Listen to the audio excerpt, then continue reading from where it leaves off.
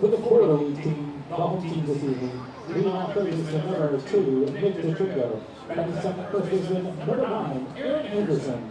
Batting third, the DH, number 17, Carrie Carpenter. Batting fourth, the pitcher, number 8, Josh Crush. Ladies and gentlemen, boys and girls, men and women, brothers and sisters, aunts and uncles, cousins of course, mops and pops, or if you prefer, grandma and grandpa, and baseball fans everywhere, welcome to Ron Christopher Stadium at Wingate University in Wingate, not too far from Monroe, North Carolina. Graham Knight here for the Valley League alongside Ryan Murphy and Phil Chinnery. Calling the game. Phil and Ryan are in for the Florida Collegiate Summer League. They'll be providing the play-by-play as well as some behind-the-scenes and statistical analysis of the Florida Collegiate League. And I will bring you some color and some background on the Valley Baseball League. At the moment, our game is scheduled to start at 8 o'clock. We're about 10 minutes to game time. They are still working on the field. At last check, the earlier game, the 4 o'clock game this afternoon between the Sun Belt League and the Southern Collegiate Summer League ended with a 7-3 final. That game was over at about 7 o'clock. The teams took the field. Valley Baseball League just finished some infield, outfield practice. They're still, looks like they're just finished watering the infield. The umpires are at the plate. The coaches for both teams are shaking hands. We're getting the thumbs up from the home plate umpire, and we'll be starting very, very soon. So part of the delay was just to give both teams a chance to do some batting practice. Bit of a grind getting down here, really. The Valley Baseball League team left this morning from Harrisonburg met at the bus at 7:30, got here around 1:30. We will play again tomorrow night at 4 o'clock, and then we'll head home, getting back to Harrisonburg around 2. The Florida team, same kind of, they're about 9 hours out of away from home at the moment. So they'll do the same thing tomorrow and get home about 1 a.m. As we wait for the starting lineups, and we also wait to make sure everybody's on Facebook Live, we do want to welcome fans from both leagues, both the Florida League and the Valley Baseball League. It's great to have both of fans here from both leagues. This is a really exciting opportunity for baseball fans everywhere, and also scouts. One of the advantages of having the game here is it gives scouts a chance to see a large group of players at one time. So without further ado, let me introduce my colleagues. Phil Chinnery, he is the Director of League Operations for the Florida League. Phil, it's great to have you here. And also Ryan Murphy from Ave Maria University. Guys, welcome to Wingate University. Set the scene for us. Yeah, absolutely. So this is the 5th year, I believe, that we've been doing the Southeast Prospect Showcase. It started off between us, the Florida League, and the Sun Belt League all the way back in 2013. And for the first 3 years, it was just us versus them, so we would trade places. They came down to us in DeLand, Florida for the first year. We went up to them at Georgia Gwinnett University for year 2. They came back down in year 3 to Florida, and then in year 4, the Southern Collegiate League wanted to jump in as well. So we turned it into a 2-day event where each team played 2 games. And then last year was the first year that we had 5 teams involved, as the Ripken League and the Valley League jumped in as well. So last year each team was able to play 2 games. It's a really exciting, just exhibition series. Everyone's just out here showcasing their skills in front of the scouts. Last year we had about 30 plus. This year it looks like we're at about 25 or so. So it's a great way for guys to get noticed as they look to further their careers in professional baseball. Yeah, Phil, to jump in on that, one of the interesting twists here is that there are 2 different designated hitters. Both teams will have a extra designated hitter, which will have a lineup of 10. So it's an opportunity for the scouts really to get a good look at all the players. Yeah, so, us and the Valley League, both teams traveling 9+ hours to get here just to play 2 baseball games. We want to make sure anyone who made this trip is getting ample playing time and plenty of exposure to these pro scouts. So we threw the extra hitter in there. It's going to be some more laid-back kind of rules. For instance, we're going to play a full 9 innings no matter what. Even if the home team's up by 100 runs, we're going to play the bottom of the 9th just to make sure all the pitchers get their innings in, all the hitters are able to get a maximum amount of swings throughout the game. Fantastic. And Ryan's busy typing as he works hard on social media. as soon as he's up to speed and we get all our fans joined in, we really want to make sure nobody misses the opportunity to see both of these teams play. Today, as we said, it's Florida versus the Valley Baseball League. Tomorrow we play the Sun Belt League at 4. Phil, who are you guys play tomorrow? We play the Cal Ripken League. We actually faced off against them last year. We pulled away with a 4-2 win. We play at 1 o'clock tomorrow. The Valley League is the only team in this year's event who we've never played before. So this will be the first time that these two teams match up in this event. All right, and just to set the scene, the Valley Baseball League will be the visiting team, and it looks like Florida will be the home team. Tell us, let's do lineups. You want me to do Winchester, or you want to do Florida first? Yeah, why don't you knock out the hitters, then I'll handle the Florida League on defense. Deal. Hitting our first hitter for the Valley Baseball League is number 8, Austin Embler. He is playing second base tonight. Austin is from Southern Pines, North Carolina, and goes to UNC Greensboro. He is a senior. Batting number 2, Andrew Eister. He is playing left field. Andrew is from Ocala, Florida, good old horse country. He goes to South Carolina, and he is a sophomore. Batting number 3 is Dom. Got to make sure I get Dom's name right here. Dom D. Alessandro. I did pretty good on that. He is designated hitter. Dom is from Glassboro, North Carolina. He goes to George Washington University. He's a senior. Batting number 4, J.D. Mundy, big Valley Baseball League all-star. J.D.'s playing first base. J.D., for those that don't know, is from Roanoke, Virginia, and is going to Virginia Tech. I'm going to shut up while we get the first pitch underway. As Devin Meyer out of the Sanford River Rats and Nova Southeastern University throws the first pitch of the game in there for a strike. And it's the Florida League that throws the first strike of the game. No balls, 1 strike to the leadoff hitter out of Harrisonburg. And Southern Pines, North Carolina, the second baseman, Austin Embler, the 0-1 pitch from Devin Meyer. That one finds the strike zone as well, and the count runs to 0-2 out of the UNC Greensboro senior and Austin Embler. Yeah, Devin Meyer given the starting nod for the Florida League team, sitting at a 3-1 record with a minuscule 1.48 ERA on the season. The definite ace of the Sanford River Rats staff, and with an 0-2 count. That pitch is outside, but Meyer, an absolute awesome season so far for the Rats. He didn't play a ton at Nova Southeastern this year. He told me before the game he injured his hand when a 2-ton air conditioning unit fell on his hand when he was doing some work in the offseason and pinched some nerves, so he didn't really play a ton at Nova. As he gets the strikeout swinging there on a nice breaking ball on the inside to the left-handed hitter. So an early strikeout for Meyer, who has 25 Ks on the season in 30 1/3 innings. Meyer sets down Austin Embler, as that will bring up the 2-hole hitter in this lineup, a player that people in Central Florida might have some familiarity with. That's Austin Embler, that's Andrew Eister, heading to South Carolina out of Ocala, Florida, plays for the Newmarket franchise in the Valley League. As the bases are empty, 1 gone here in the top of the first inning. Devin Meyer's first pitch, low and outside for a ball. Count runs to 1-0. Yeah, Andrew Eister played at Santa Fe College this past season, teammates with Jared Candy, the Sanford River Rats, playing for the Florida League team. So that's one of the cool things about summer ball is you get to play against your school teammates in situations like this at the Prospect Showcase. Meyer runs one low and away for a ball. 2 balls, no strikes, the count on Andrew Eister, the left fielder for Valley. 2 balls, no strikes, the 2-0 delivery. That one is lifted high down the right side. The Florida League will give it a chase, but it's out of play. The Valley League today in royal blue caps, royal blue jerseys, and white pants. The Florida League in charcoal gray caps with a green belt and charcoal gray jerseys and white pants. Both teams using league-specific uniforms for this prospect showcase. As Devin Meyer's 2-1 delivery is a breaking ball that comes inside a little bit high as well to 3-1 on Andrew Eister. When you look at Eister, a guy that is tearing up the Valley League, getting 439, entering tonight's action, 23 RBIs and 6 home runs. The 3-1 delivery from Devin Meyer is popped up into right field. Settling in underneath it is the Florida League and making the catch out in right field. And there's 2 gone in inning number 1, as that'll bring up the 3-hole hitter, Dom D'Alessandro, out of George Washington. So that was the previously mentioned Jared Candy playing right field, quick defensive positions. left to right for the Florida League. In left field, we have Javion Cody of the Leesburg Lightning. Playing center field from Winthrop is Matt Mulkey of the DeLand Suns. Jared Candy in right field. Manning third base is Nick DeTringo. At shortstop, we've got Kyle Ball. Both of them are DeLand Suns. Second base, Jordan Blanton, a DeLand Sun. And at first base, Aaron Anderson. Behind the plate, we got Josh Crouch of the River Rats.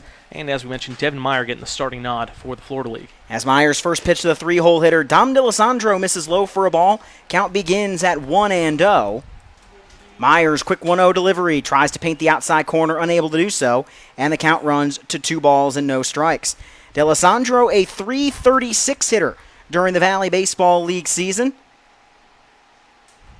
Playing for the Charlottesville Tom Sox, where he represented the South in the All-Star game. He'll send one back to the screen, count 2 balls and a strike. 46 RBIs in 30 games for Dom DeLisandro, who's had plenty of success in summer ball throughout the last couple of summers, was the MVP up in the Northeast in the Atlantic League, as the 2-1 delivery is a chopper towards third. Collecting it is Nick DeTringo, whose throw across the diamond is high and will sail over the head of the first baseman, Aaron Anderson. Looks like they called that a foul ball. Cut left just before the base, so nice breakthrough for DeTringo, whose throw was a little bit offline, maybe a little excited trying to get the speedy base runner there, so he's going to get another shot to make up for it with a 2-2 count coming up for Meyer. As you mentioned, 3 of the 4 infielders here for the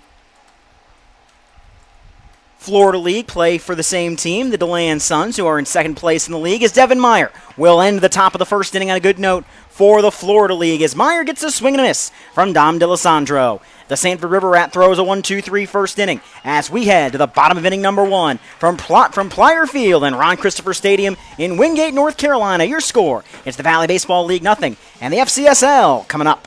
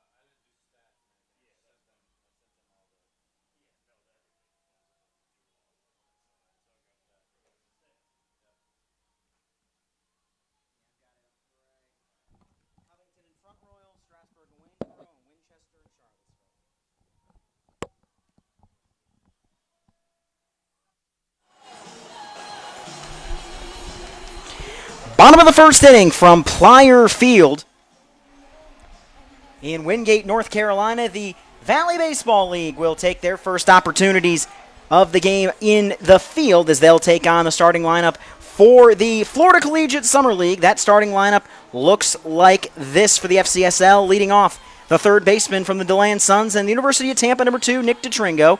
Batting second is Aaron Anderson out of the Winter Garden Squeeze. Batting third, Carrie Carpenter from the Seminole County Scorpions. Josh Crouch of the Sanford River Rats hits fourth. Jordan Blanton of the DeLand Suns hits fifth. Jared Candy from Sanford hits sixth. Andrew Lebowski of Sanford hits seventh. Javion Cody of Leesburg hits eighth. Matt Mulkey of DeLand hits ninth. Kyle Ball of DeLand hits 10th. And the starting pitcher for the Valley Blue Sox is someone that grew up rather close to me, the Cape Coral, Florida native in Kyle Arjona. And the first pitch of the game, at least in the bottom half, lined into left field, a base hit, and Nick DeTringo sends one into left field, and the DeLand Sun has the first hit for either team this afternoon, and it's a base hit into left. That brings up the 2-hole hitter for the FCSL in Aaron Anderson. Didn't even get a chance to talk about DeTringo's awesome year at the University of Tampa, where he was a first-team All-Sunshine State selection as a utility player. Played outfield there a ton, but is playing a lot of infield for the DeLand Suns this year. Absolutely destroying the ball. He's hitting 300 this season in the Florida League. Hit 348 at Tampa this spring.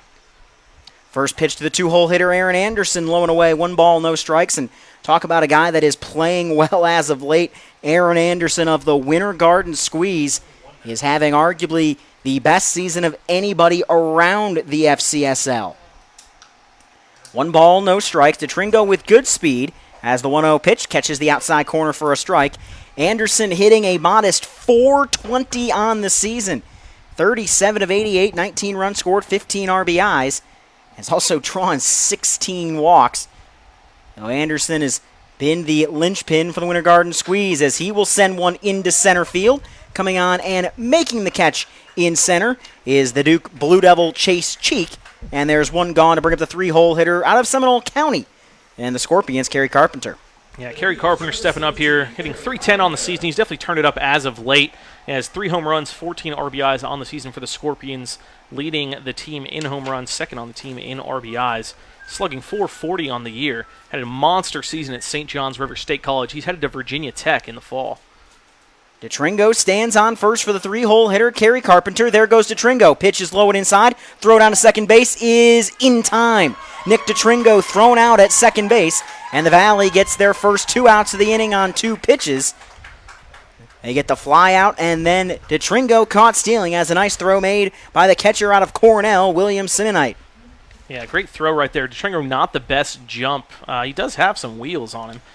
On the season with 4 steals for the Suns, 14 at Tampa this year, but not a great jump, and that was a rocket throw right on the money to get him out. 1-0. Out number 2. 1-0 pitch to Carpenter in there for a strike. Quickly to give you the defensive arrangement for the Valley. In left field is Eister. In center field, Cheek. Polenski is playing right field. Jacobs at third. Jackson at short. Embler at second. Mundy at first. Simonite is doing the catching for the starter out of New Orleans, Kyle Arjona, who plays his Valley baseball in Harrisonburg. I believe they're called the Turks, if I'm not mistaken. The Harrisonburg Turks. And one of the differences between these 2 leagues as far as this Southeast Prospect Showcase we'll give to you after this 1-2 pitch. And, you know what, we'll give that to you after we come back in the top of the second inning. As a swing and a miss by Carrie Carpenter sets the Florida League down in 1-2-3, albeit unconventionally. We head to the top of the second inning. From Wingate, North Carolina, with your score, it's the Valley Baseball League, 0. The Florida Collegiate Summer League, 0.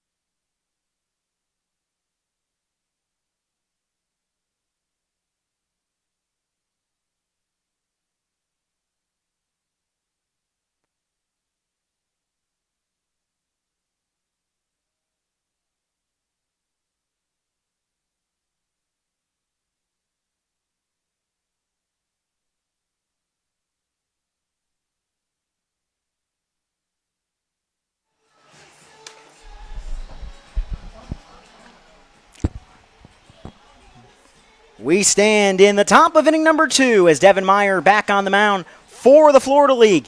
And we mentioned before the break, these 2 teams handling this prospect showcase a little differently. The Florida League shutting down for 2 days, having a break for the prospect showcase where there's no FCSL contest on Monday or Tuesday. The Valley League, there's 3 games in action right now in Front Royal, Waynesboro, and Charlottesville as Devin Meyer's first pitch of the inning, low and outside for a ball, 1-0. One of the biggest reasons for that, the Florida League, one of the smallest collegiate summer leagues in the country, we only have 6 teams. And when we take 28 of the best players out of the league, you know, it probably isn't going to leave us with the best baseball available.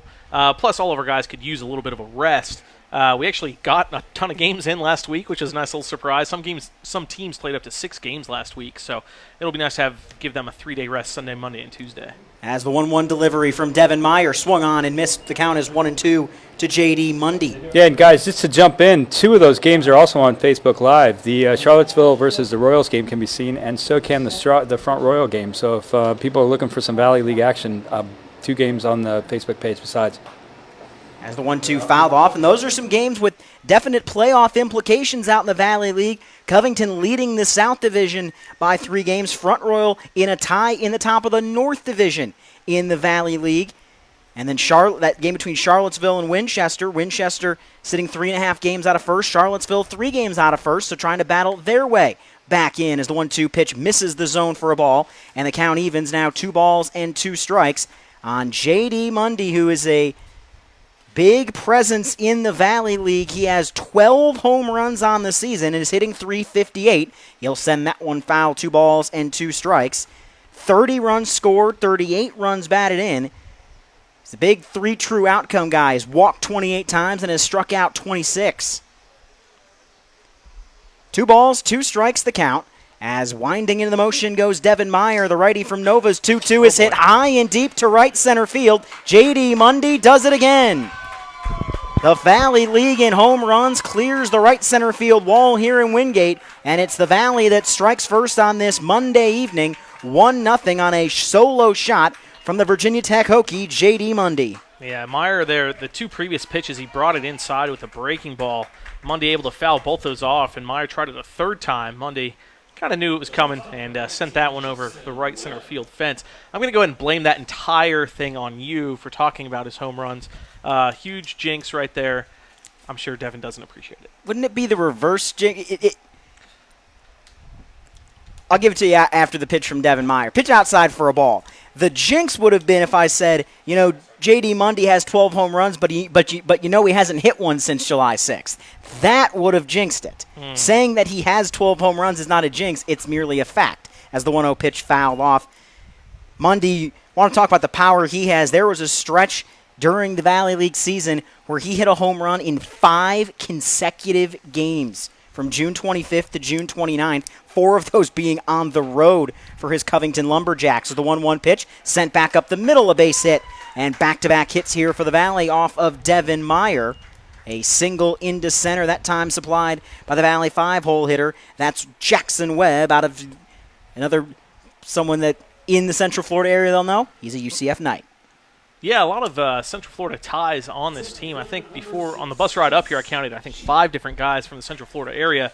Webb not from there, but plays at UCF, so we'll count him as number 6. So kind of interesting. And that list includes Riley Wash, who actually played in the Florida League last year for the Altamont Springs Scorpions. And that list includes Chase Cheek, the Duke Blue Devil, who takes a pitch outside for a ball. Count starts 1-0 on Cheek.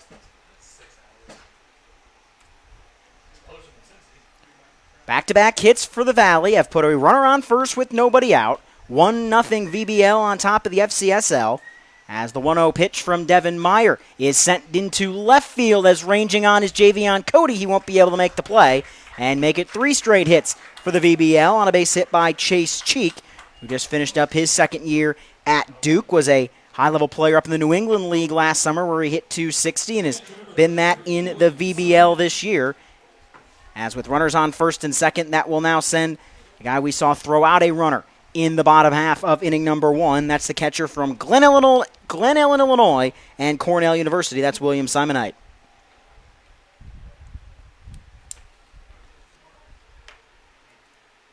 First and second, nobody out, as 3 consecutive hits have started the inning for the Valley. From the stretch, Devin Meyer, his first pitch to Simonite, catches the inside corner for a strike, and the count starts 0-1 on the Glen Ellen, Illinois native out of Glenbard West High School in the greater Chicagoland area, was a .308 hitter in the Ivy League. And is another guy that has had sustained success in summer ball, a .322 hitter last summer. A leaping catch made by Blanton, throw to second, not in time. That ball's going to skip away at shortstop, now trying to go to third base, but the FCSL can't get it. They've got a runner in between first and third, but they will eat it, and it will put runners on first and third as Jordan Blanton made an outstanding leaping catch and then tried to double off the runner. It only squirted about 25 or 30 feet away from the second base bag, but about 3 different players all converged on it, no one covering third, and able to get ahead to third base is the runner. It's runners on the corners, 1 out to bring up Trey Jacobs. Yeah, tough break there for the Florida League. Blanton probably would have done better to just hold on to that ball after making that nice grab, but he tried to make the play. And the biggest thing there was lack of communication as Devin Meyer was running to cover third base. The third baseman, DeTringo, went to go get the ball, as did Javion Cody. And they ran into each other, putting a man on third base 90 feet away from scoring the second run of the game for the Valley. Trey Jacobs will dig in out of UNC Pembroke, hitting in the 8 hole of 10 for this Valley lineup as the DeLand Sun middle infield of Ball and Blanton would love to turn 2 here as the 0-1 delivery misses upstairs for a ball, and the Aces are wild. 1 ball, 1 strike, 1 out on the 8 hole hitter in Trey Jacobs.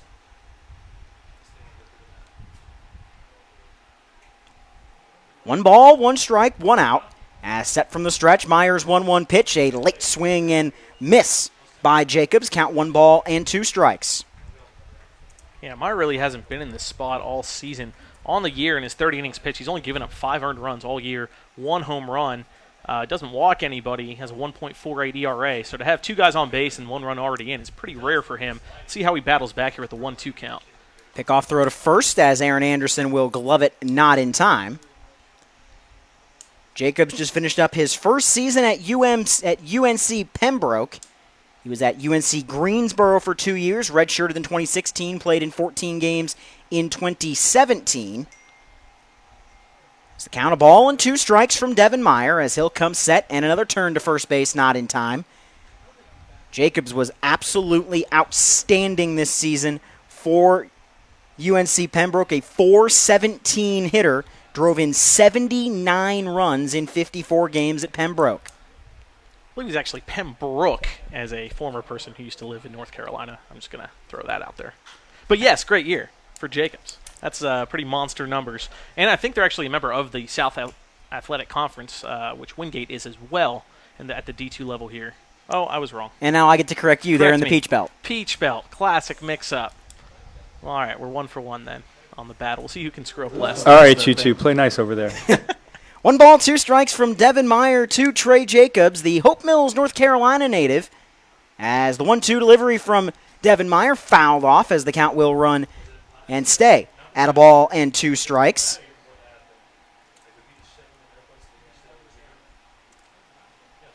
Meyer coming out of high school, a well-regarded player during his prep career. Started off at the University of Miami, actually. He was a Hurricane for a couple of seasons. One of the top 40 right-handed pitchers in the Florida class of 2014 is the 1-2 pitch outside for a ball, and the count evens up 2 balls and 2 strikes.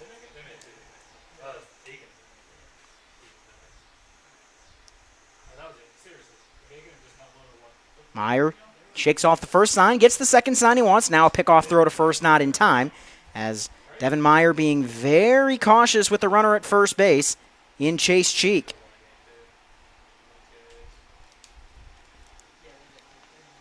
Middle infield in double play depth. Corners would likely at least look the runner back at third. Runner will take off, throw is inside, throw it on to second base is not going to be in time, and coming in to score from third is the second Valley run of the game as Jackson Webb comes in, and it's 2-0 Valley here in the top of the second inning. Yeah, Crouch with an okay throw, is a little bit high. Nice speed from Cheek on first base to get the bag there, and unfortunately no time to relay throw back home, so that's an extra run. And the double play's gone, so that's basically the worst-case scenario for Meyer right now. See if he can get out of the jam.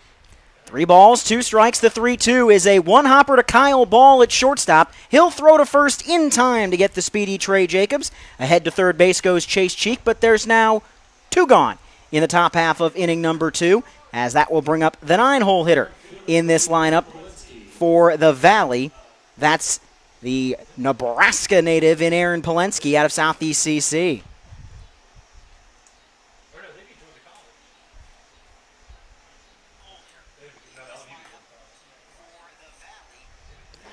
First pitch inside for a ball, 1-0 to Polenski.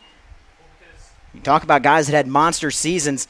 How about Aaron Polenski, a .417 batting average at Southeast during his freshman season, drove in 77 runs with 18 homers. He pops up the 1-0 delivery. It'll get up and out of play, and the count even 1-1. And didn't just hit, he could run as well. 24 stolen bases and a .515 on-base percentage at SCC.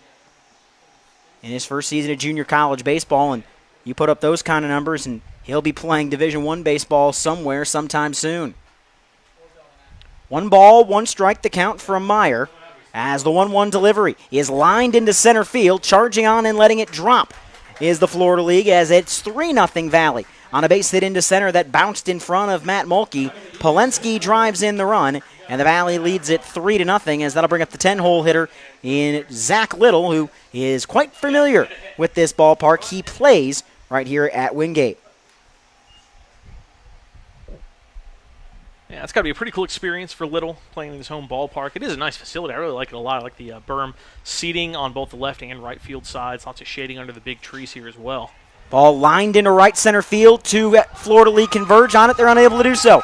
Ahead to third base, Polenski. Strong throw is not going to be in time. Strong throw from right field, nearly threw out the runner in Polenski. That was Jared Candy who put it on the line, but just a touch safe, as it's a single by Zach Little, and back to the top of the order goes the Valley for Austin Embler out of UNC Greensboro. Yeah, the last 2 base hits against Meyer were nothing special, just they were put in the right spot. And Candy right there showing off the cannon. In my mind, he's probably our best defensive outfielder in the entire league. Without question, the best arm in the league. As we saw it right there, just a tick shy of throwing out the runner at third base on a slow-moving ball that he had to wait on to get to him.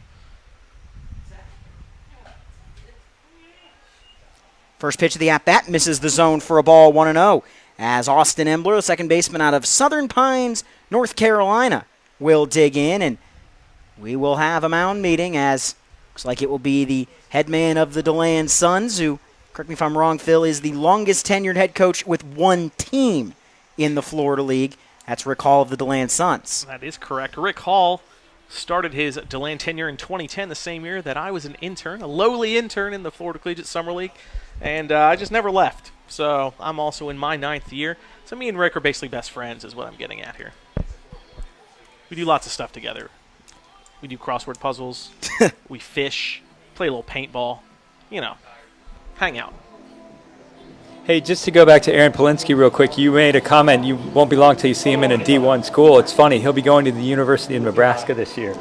So there, I mean, it's funny, just a good call on your part, Ryan. And especially as a native of Papillon, Nebraska, can't really think of a better fit than that program. Usually one you see at or near the top of the Big Ten standings, as the 1-0 delivery to the leadoff hitter is skied high down the third base side. Nick DeTringo will give it a look, but it'll bounce up on top of the hill and actually roll back towards the fence, as the count is even at 1 ball and 1 strike. If I'm not mistaken, the head coach at Nebraska, former Angels outfielder Darren Erstad, running the show out that way for the Huskers. In a Big Ten that steadily getting better and better in baseball. You see teams like Minnesota as a national seed this season, as the 1-1 delivery is going to be in there for a strike. Third on a second, not going to be in time. In to score from third comes Aaron Polenski, and the Valley has added a 4th run here in the top of the second inning. It's 4-0 Valley. For the second time in this inning, it happens on the double steal. Yeah, literally the same play as earlier, as Crouch threw down to second base high again, allowing the runner from third to come in. Meyer checked over to the runner earlier in the inning a ton, but hasn't done it since, and the Valley's getting some great jumps on these steals. So 4-0 with now a runner on second and 2 outs. A 1-2 count from Devin Meyer. Pitches outside for a ball, and the count runs to deuces wild, 2 balls and 2 strikes.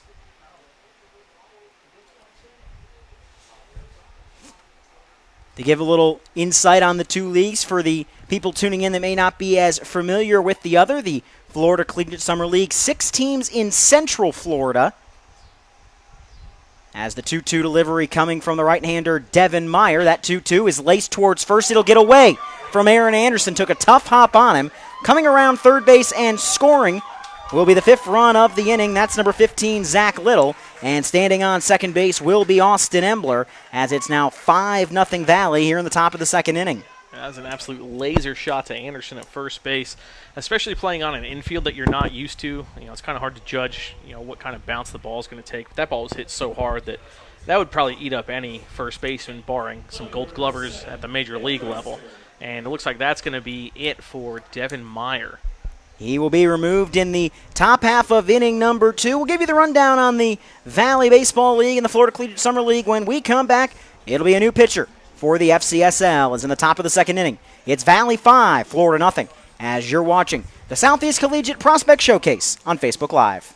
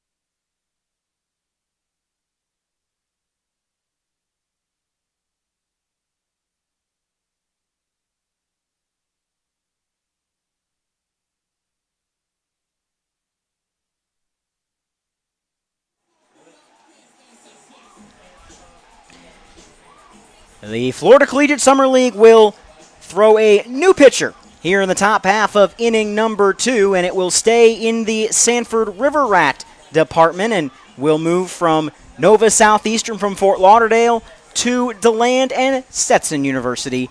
That is Vlad Nunez. Yeah, Nunez having a great year for the Rats. Of course, it took him a couple weeks to come back to Florida, I should say, as the Hatters were playing up in the Chapel Hill Regional, where they fell to the Tar Heels 2-0 on their pretty impressive run throughout the College World Series this season. But Nunez played in 11 games for the Hatters. He's played in 5 games for the Rats, has a minuscule 1.27 ERA, 1-0 record, 26 Ks to just 7 walks over 21 1/3 innings. He doesn't quite qualify for the ERA title yet in the Florida League. You have to throw, I believe it's 0.8 innings per team game, so he's just shy of that. But if he gets a couple more starts in, he would be near the qualifiers. He's about 7th in the league in strikeouts with 26. So as we mentioned, the 2 leagues involved here, the Florida Collegiate Summer League and the Valley Baseball League. The FCSL, 6 teams in Central Florida. As Vlad Nunez, the Stetson Hatter, will come set and deal his first pitch. It is in there for a strike on the outer half, 0-1.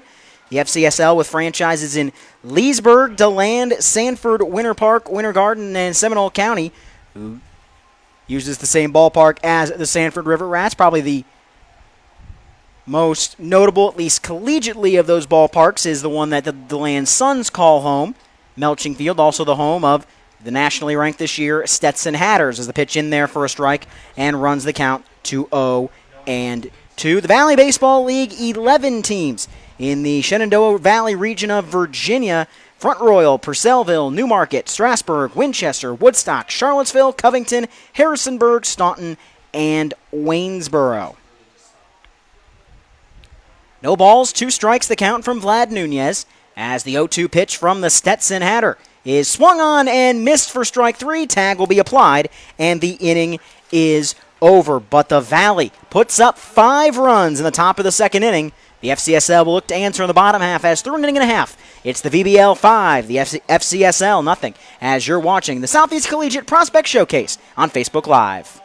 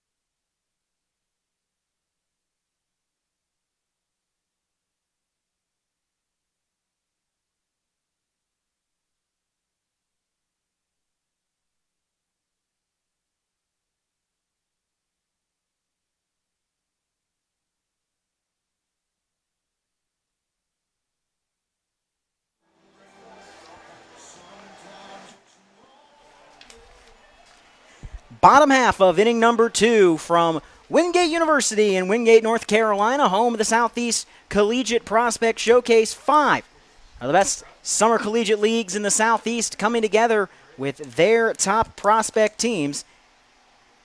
As here in the bottom of inning number 2, it will be Josh Crouch of the Sanford River Rats who digs in. The first pitch to him is in there on the outer half for a strike. It's 0-1.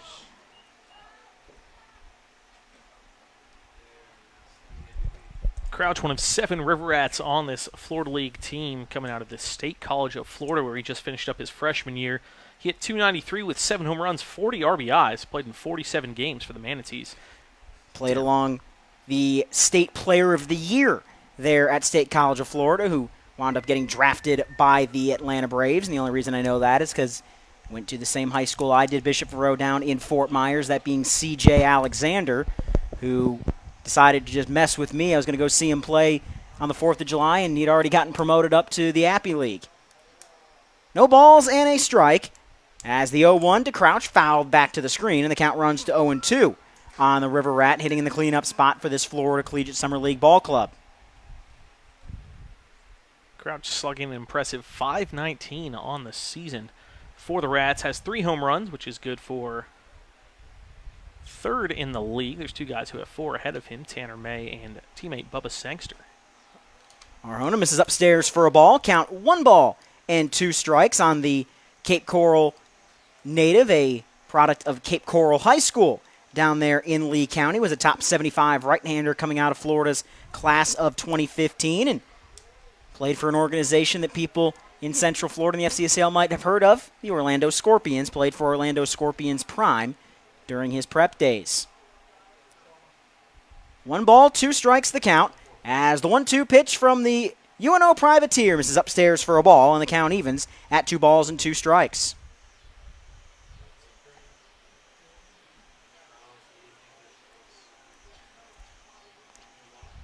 Two balls, 2 strikes the count. Into the motion goes the right-hander, the 2-2. Misses again, low and outside, 3-2.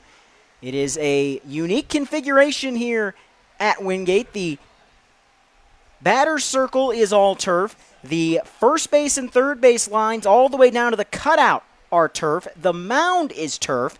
The rest is all natural grass and dirt. Pitch swung on and missed for strike 3. Josh Crouch set down on strikes, as that'll bring up the Marshall Thundering Herd, product out of the DeLand Suns, and Jordan Blanton. Yeah, nice pitch there from Arjona, I believe I should say. Arjona. He's definitely slinging it out there now that he's settled in after his first inning. Now he's 2 innings in. The arm's loose, and he's whipping it in there. A lot of movement on those pitches, a lot of velocity on the fastball. First pitch to Jordan Blanton swung on and missed. Count begins no balls and a strike to the Marshall Thundering Herd product. Hey, Ryan, you were going over the kind of layout of the field. Do you know what the distance to the outfield is at this facility? It is not posted all the way around here at the ballpark, so we'll see if we can run down the exact measurements here at Ron Christopher Stadium in Wingate. Yeah, we got a question from Dennis Atwood from the Newmarket Rebels, the voice of the Rebels. 1 ball, 1 strike. The 1-1 is outside for a ball, as the count 2 balls and a strike now to Jordan Blanton. It is 398 feet to dead center field.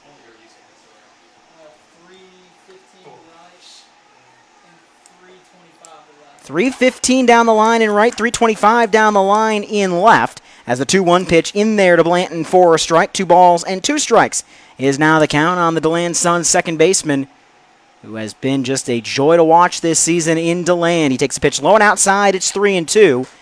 Guy that plays with more heart and passion than you'll see almost anybody play with. It doesn't matter if it's a midweek, midday game or a big game in front of a big crowd. Jordan Blanton's going 180% as the 3-2 pitch fouled off by the Thundering Herd product, and the count remains full, 3-2. Hitting .281 on the year. He's got a double, a triple, 14 RBIs, 14 runs scored, and showing off the wheels with 16 stolen bases, right near the top of the league leaders in that stat category. 3 balls, 2 strikes the count, and the 3-2 delivery is upstairs, ball 4, and Jordan Blanton is aboard for the FCSL, as the Florida League has now a runner on first to bring up Jared Candy.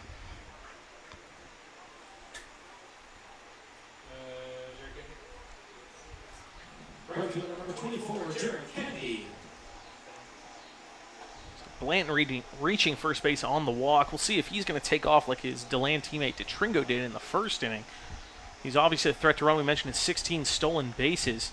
And Florida League definitely needs to do something to start chipping away at this lead, down 5-0 early in the ballgame, so still plenty of time to come back. But anytime you're down 5-0, you get a little bit worried. But we have a lot of good sticks on this team in that lineup, so hopefully they can make something happen here. Yeah, and it really looks like William Simonet is looking for that steal. He blocked that ball and was looking first and ready to make the throw. So I'm not sure what happened on the mound there, but my guess is they are looking for that try at second base.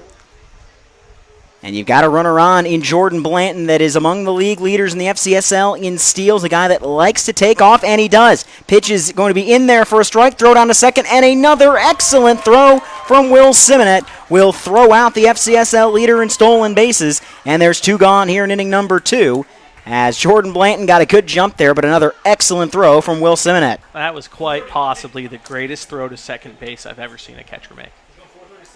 Just saying. Yeah, you know what? It was so low. It had this low profile. It's perfect. Pitch fouled off down the right side by Candy, the 6-hole hitter in the order for the FCSL. As in both innings, they've gotten a man on board, the 2 sons in DeTringo and Blanton, but have had both extinguished on the base paths. Into the motion goes the right-hander in Arjona. That one lined into left center field, and Candy will drop it in for the second FCSL base hit of the ball game.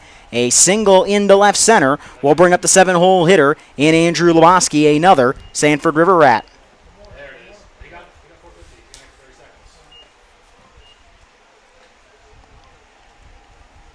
Lebowski coming in second in the league in hitting with a .388 average behind Winter Garden's Aaron Anderson, who's playing first base for the Florida League. And if my memory serves, he's the first left-handed hitter Anderson's a switch hitter. So Lebowski, the first left-handed hitter we've had. Let's see what he can do here with 2 outs. He takes a first pitch low for a ball from Arjona. 1 ball and no strikes. With 2 gone here in inning number 2, the Valley leading for the Florida League 5-0 on the strength of a 5-run second inning from the VBL. Arjona, the UNO privateer from Cape Coral, Florida, deals the 1-0 pitch. That one is just below the knees, and the count runs to 2-0. One of the things that's very frustrating for pitchers when facing Lebowski, very, very patient at the plate. He'll sit there all day and wait for the pitch that he really wants to hit. He has 11 walks on the year against just 14 strikeouts, 481 on-base percentage on the season. 2-0 pitch, fouled off down the left side, and the count runs to 2-1.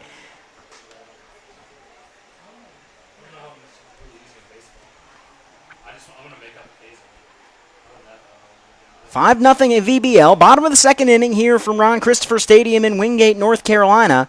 Home of the 2018 Southeast Collegiate Prospect Showcase. Arjona's 2-1. Runner goes. Pitches low inside. Throw down to second. And for the 3rd time in 2 innings, Will Simonet of Cornell throws out a Florida League runner. This time, he's able to gun Candy, as that does it for the bottom half of inning number 2. With your score, it's the Valley Baseball League 5 and the Florida Collegiate Summer League 0 as you're watching Southeast Collegiate Prospect Showcase. Hey, Ryan, and I'll take this opportunity to give a shout-out to some of our Facebook fans joining in on the feed. It's great to see the crowd building. Great to also be alongside both Phil and Ryan for this game. I want to say hi to Jordan Bender, I believe. I'm trying to get my Jordan joins us. Just had Matt Carper join us as well. Jordan, good to have you cheering on the Suns. You'll be glad to know the Suns did beat the Southern Collegiate Baseball League 7-3. Let's see, Jason Jones joining us. Great to have you joining us from Cape Coral. Here to watch the son Kyle pitch. That's awesome to have you as well. Hey, if you're joining us on Facebook, going to shout out to Allison Wilkie. If you're joining us on Facebook, let us know which team you're rooting for, and please let us know how you're connected to the team, what player you are connected to, and also where you're watching from. At the All-Star game in the Valley a couple weeks ago, we had a viewer on a United flight over the Midwest. Jason Aldean would love it, the Passover states, watching VBL baseball. And we had someone joining us from Brazil, so it's always a blast to see who's joining into these feeds. And I want to welcome fans from both the Florida League as well as the Valley. It's great to have both fan groups here.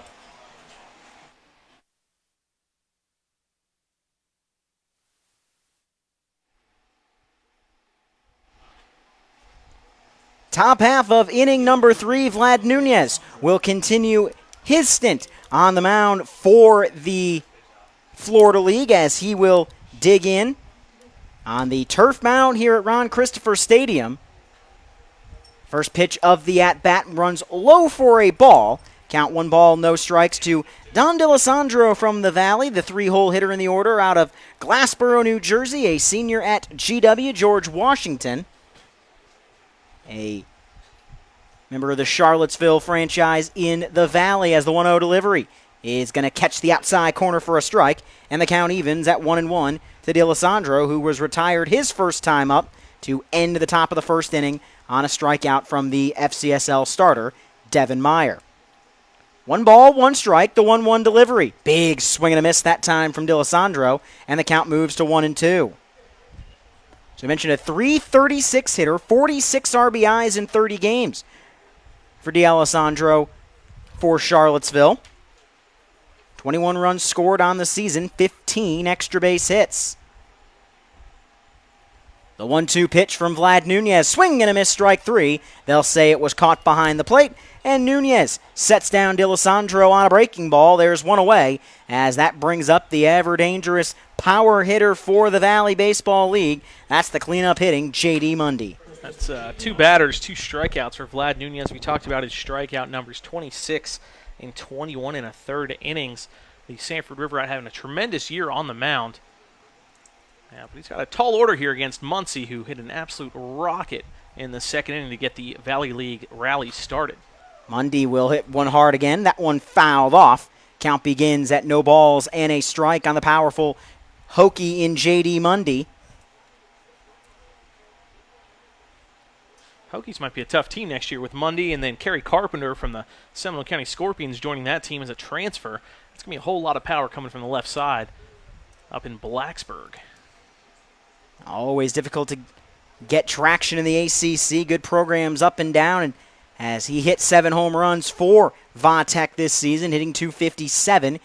For the ACC program as the 0-1 swung on and missed. And Nunez finding a groove here as he's ahead of the dangerous Mundy at no balls and 2 strikes. Mundy 12 home runs in 84 games over 2 seasons with Va-Tech, with an .827 on-base percentage.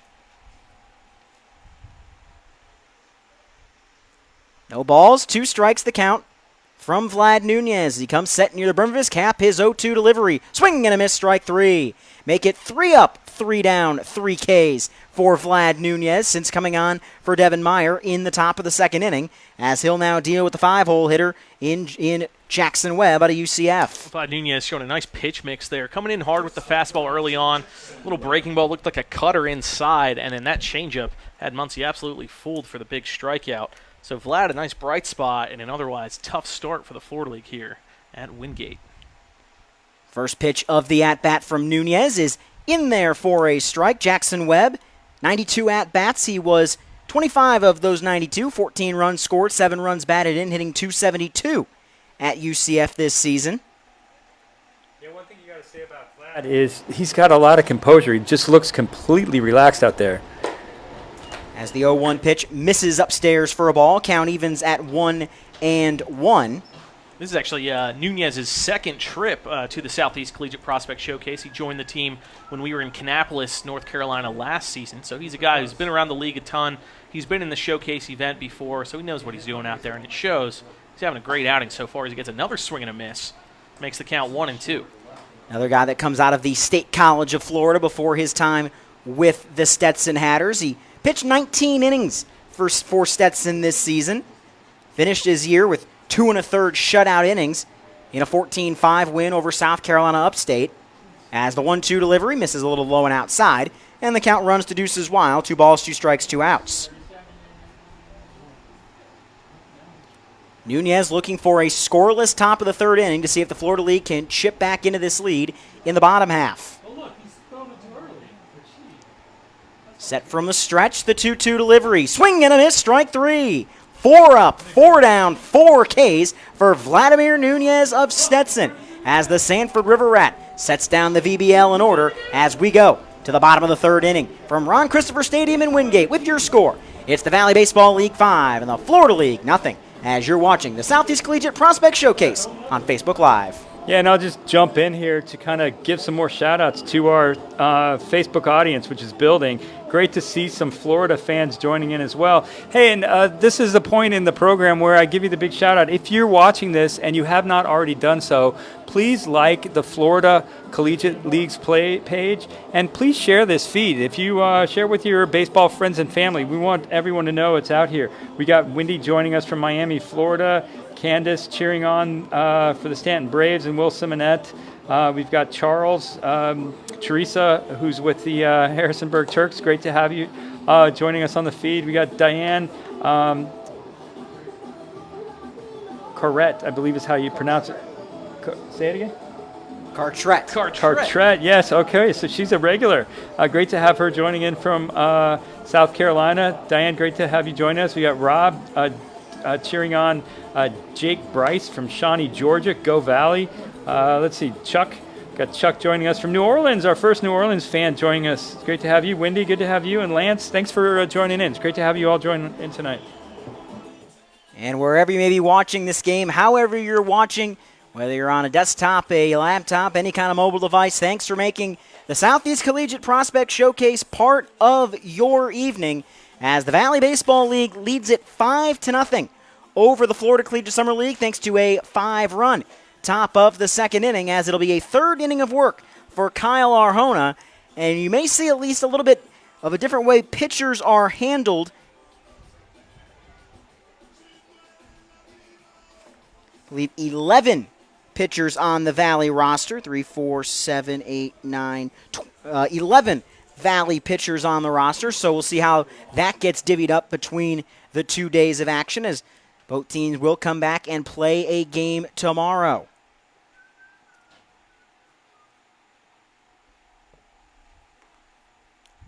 First pitch of the bottom of the 3rd inning is sent into left center field. Chasing it down is the Duke Blue Devil Chase Cheek. He's there to make the catch, and that will retire Andrew Luboski. Yeah, Candy got thrown out to end the last inning. Luboski swinging right away. Absolute perfect defensive placement. Luboski, the left-handed hitter, they had the center fielder shaded well left of the second base bag. Luboski loves to go opposite field, and he put a pretty good ride on that ball. Center fielder Cheek ready to just catch that out of nowhere. So Florida League struggling to get on base early on. As that brings up the Leesburg Lightning's Javion Cody as the first pitch high and inside for a ball. 1-0. Another guy that had an excellent season at the junior college level at Alvin Community College. Hit .380 with 50 runs scored, 23 stolen bases, and his numbers in the Florida League have been somewhat similar. He has been absolutely fantastic for Coach Rich Billings. Yeah, currently 2nd in the league in hitting with a .373 average. First pitch missed. Second pitch does as well. 2 balls and no strikes is the count on Javion Cody.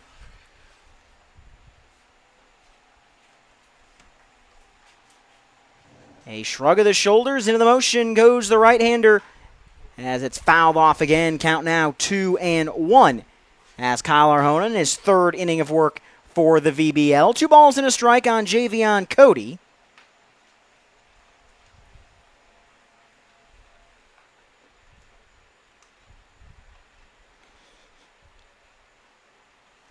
The 2-1 pitch to Cody, low and outside for a ball. Count now 3-1 as Matt Mulkey out of Winthrop University will be the next hitter for the FCSL, followed by his DeLand Sun teammate Kyle Ball. The 3-1 delivery to Cody is at the knees for a strike over the plate, and the count has run full on Cody. 3 balls and 2 strikes, hitting in the 8-hole for this FCSL lineup. Arjona now at 35 pitches in 2 1/3 innings on the mound. As the 3-2 pitch ready into the motion goes Kyle Arjona. As the Cape Coral Seahawks pitch is low for a ball, and that'll send Javion Cody down to first base. And there's a runner on first with one out, as that'll bring up a third-year DeLand son in Matt Mulkey. Yeah, Cody not only has the big batting average, hitting .373, but he has 20 walks on the season as well. Very patient at the plate. Guy who loves to get on base and then can do some damage as well on the base paths. 11 steals on the year, but I'm not sure if he's going to run here. It hasn't really worked out for the Florida League thus far.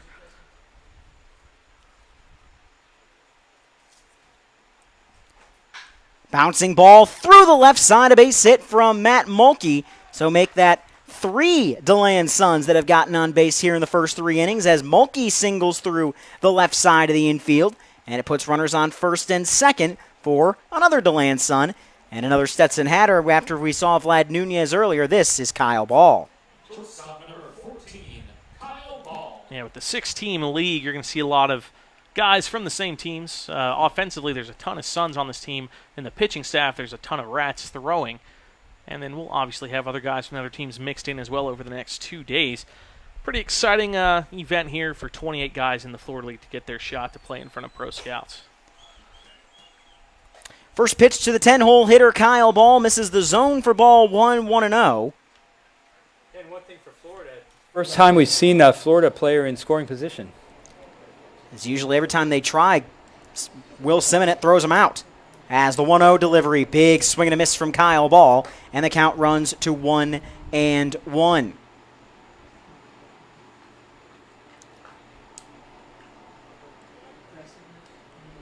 Actually saw Kyle Arjona play during his high school days when he was at Cape Coral High School. It wasn't pitching, just hitting for the Seahawks on that day. As the 1-1 delivery is fouled back. And how about this for a pitching matchup?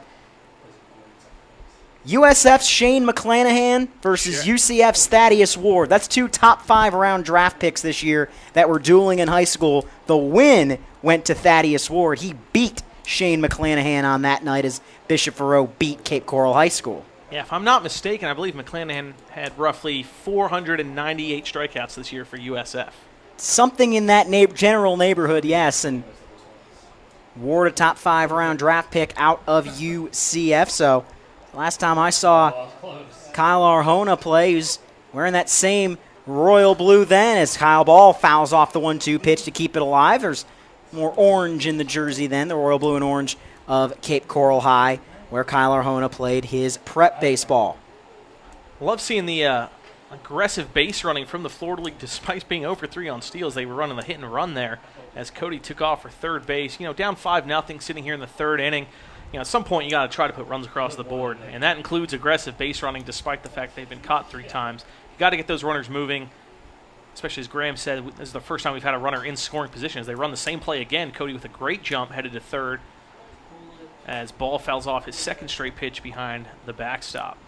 Ball, a guy that has played in plenty of big games throughout the college season, as head coach Steve Trimper of Stetson, as it got to the back half of the season, started giving Kyle Ball starting assignments throughout the season. He started every game of the A-Sun tournament, every game of the regionals, and both games in the supers. The 2-2 pitch, Ball fires his hips but not the bat. It's low and outside for a ball, and the count is 3-2. 2-2, guys. It's actually a 2-2 count on Balls. He had 2 foul balls before that pitch. A very close pitch. Nice slider there, but Ball able to lay off low and outside. 2 balls, 2 strikes, 1 out on Kyle Ball. 1st and 2nd, 1 out for the FCSL. Florida trying to get back into this ball game, but Ball swings and misses at a 2-2 breaking ball, and he's set down on strikes, and there's now 2 away as it'll roll back to the top of the lineup. So the 3rd consecutive Florida League product, or DeLand son, I should say, will come to the plate. That's in the person of Nick DeTringo, who singled to start the game for the FCSL, but was promptly thrown out at second by Will Simonet. Yeah, I believe he singled on the first pitch that he saw as well, setting the bar pretty high for the Florida League. Thought, hey, maybe we'll get a ton of hits tonight, but that hasn't really been the case. They do have 3 on the board, 2 runners on base, but 2 outs. They need to do something here in the 3rd inning, down 5-0. Simonet actually throws something to a bases that doesn't result in an out as he snaps it back to first base, not in time. Snap throw was not able to get the returning Matt Mulkey. Mulkey on first, Javion Cody stands on second. And the hitter is Nick DeTringo as he'll look for his second base knock of the ball game that could bring the first Florida League run in here in the bottom of inning number 3.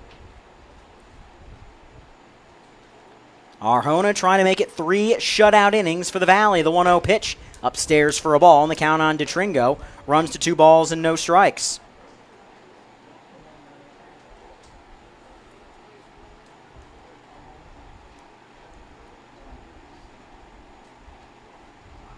(2-0) the count as Arjona set from the letters on his jersey that say Valley Baseball League. The 2-0 pitch is at the knees of Nick DeTringo for a strike, and the count moves to 2-1.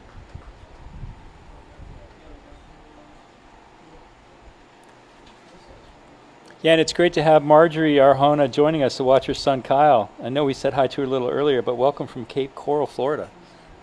Always good to have the Lee County representation as the 2-1 delivery. Runners will go for the Florida League, and Simonet tried to throw it before he had it in the glove. Everybody will be safe. Mulkey steals second. Cody steals third. The count is 3-1 on DeTringo. And there's 2 runners in scoring position for the Florida League here in the bottom of the 3rd inning. Yeah, those are 2 great jumps there. I was going to say, if he threw out a fourth baseman, I was probably just going to drop the headset and walk home. I don't think I could handle much more of that. It's a new twist to dropping the mic. Yeah, exactly. You throw 4 guys out and stealing the base, you drop the headset and the game's over. But the count, 3 balls and a strike on Nick DeTringo. Second and third, 2 outs, bottom 3, as a swing and a miss by DeTringo will run the count full, 3 balls and 2 strikes. Tell you what, that slider from Arjona right now is devastating. These Florida League hitters don't really know what to do with it. He's throwing a bunch of high heat, and they've actually connected with that. But anytime he throws that slider, especially low and away to this right-heavy Florida League lineup, they're having a ton of trouble making contact with that pitch. You see it oftentimes in summer ball. A good slider is almost impossible to hit as the 3-2 pitch is chopped foul by DeTringo. Will do it again, 3-2.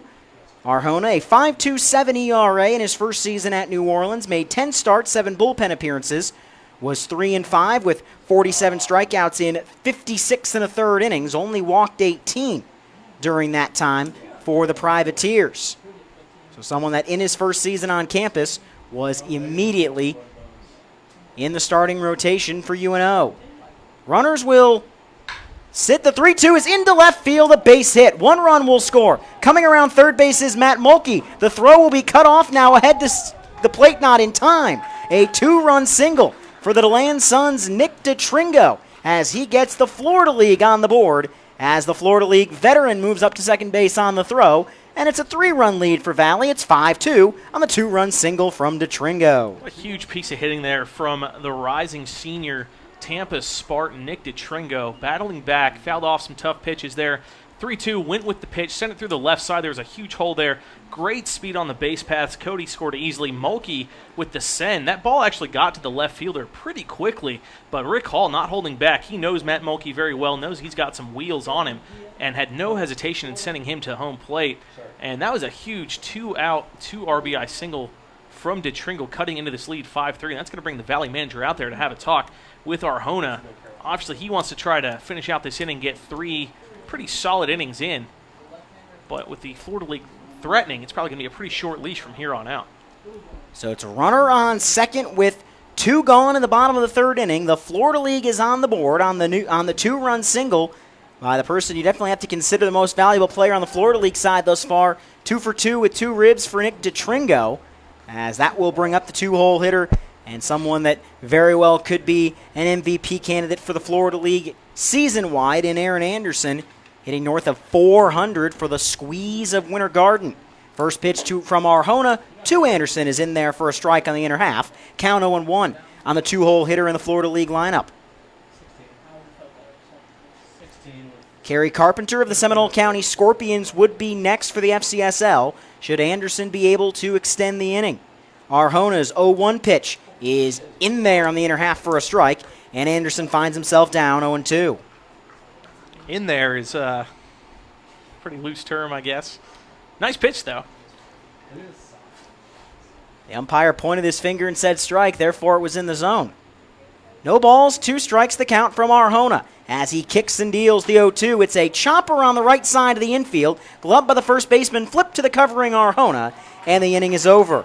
But Nick DeTringo drives in a couple of runs for the Florida League, and this deficit for the FCSL trimmed to 3 as we head to the top of the 4th inning from Plyler Field in Wingate, North Carolina. Your score is the Valley Baseball League 5 and the Florida Collegiate Summer League 2. Hey, Ryan and Phil, before you guys go away, we got a comment. This is from Teresa Wease. She is the wife of the Valley Baseball League coach. She wants to know more about you. So, I mean, this is a woman who makes Valley Baseball League happen. Bob will tell you that. Anybody that's part of the Valley League will tell you that. She really appreciates your knowledge of both leagues. Tell everybody a little bit more about you. Phil, start with you. We know you're the director of the league, the Florida Collegiate League, but tell everybody a little bit more how you guys got so up to speed on both teams. Yeah, so I'm director of league operations for the Florida Collegiate Summer League. This is my 9th season working for the league. Basically, my full-time job year-round is just doing stats, knowing everything there is to know about our players, and then, just being ready to research coming into games like this, especially these exhibitions when you're going to be seeing a ton of potential pro prospects. One of the best, things about this event is a lot of these guys go on to have future success. On the Florida League side, we've had over 50 guys who were drafted or signed as free agents by pro ball clubs after they played in this event. So it's something that we're very proud of, and we love seeing these other collegiate summer leagues who are part of our National Alliance of Collegiate Summer Baseball, the NACSB, join us for this event. All right, Ryan, your turn. Give everybody your background. You know what we're going to have to do, Ryan, after this next half inning. I want to catch up on your line scores really quick. For the Valley, it's 5 runs, 6 hits, no errors, and for the Florida League, it's 2 runs on 4 hits, 1 error. And we stand at the top of the 4th inning from Plyler Field and Ron Christopher Stadium in Wingate, North Carolina, just about an hour or so outside of Charlotte. As the first pitch of the inning, big swing and a miss, as once again it has been dominance on the mound thus far, as Vlad Nunez remains on the bump for the Florida League, as he has been absolutely outstanding. No balls and a strike to count, and time is called briefly. Digging in for the Valley League, number 6, Chase Cheek, the 6-hole hitter. An Orlando, Florida native, and plays his college baseball at Duke, as the 0-1 pitch misses outside for a ball. Count evens at 1-1. Cheek swinging it from the left side, is a natural left-handed hitter as well as a thrower.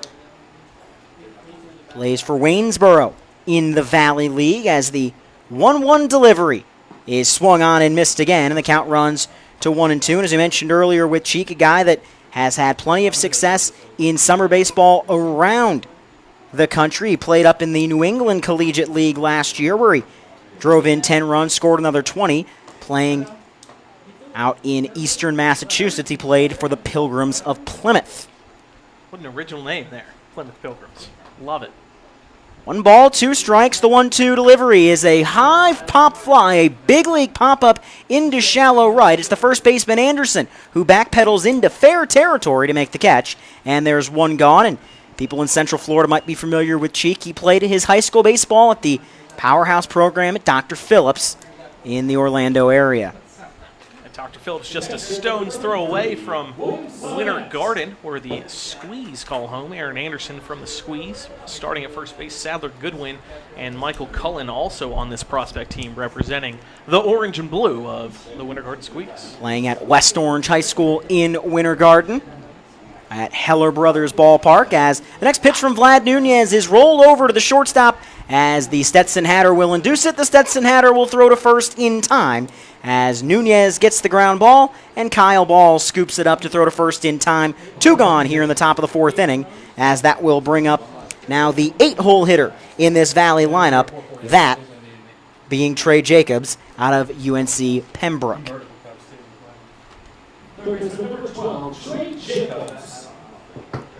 Kind of weird seeing Nunez get outs without striking people out, but those 2 plays, the shallow pop-up to right and a weak grounder to short, just shows that the Valley League hitters are just struggling. They're actually making contact now, but it's nothing hard, and that's exactly what the Florida League needs if they're going to plan on making a comeback here.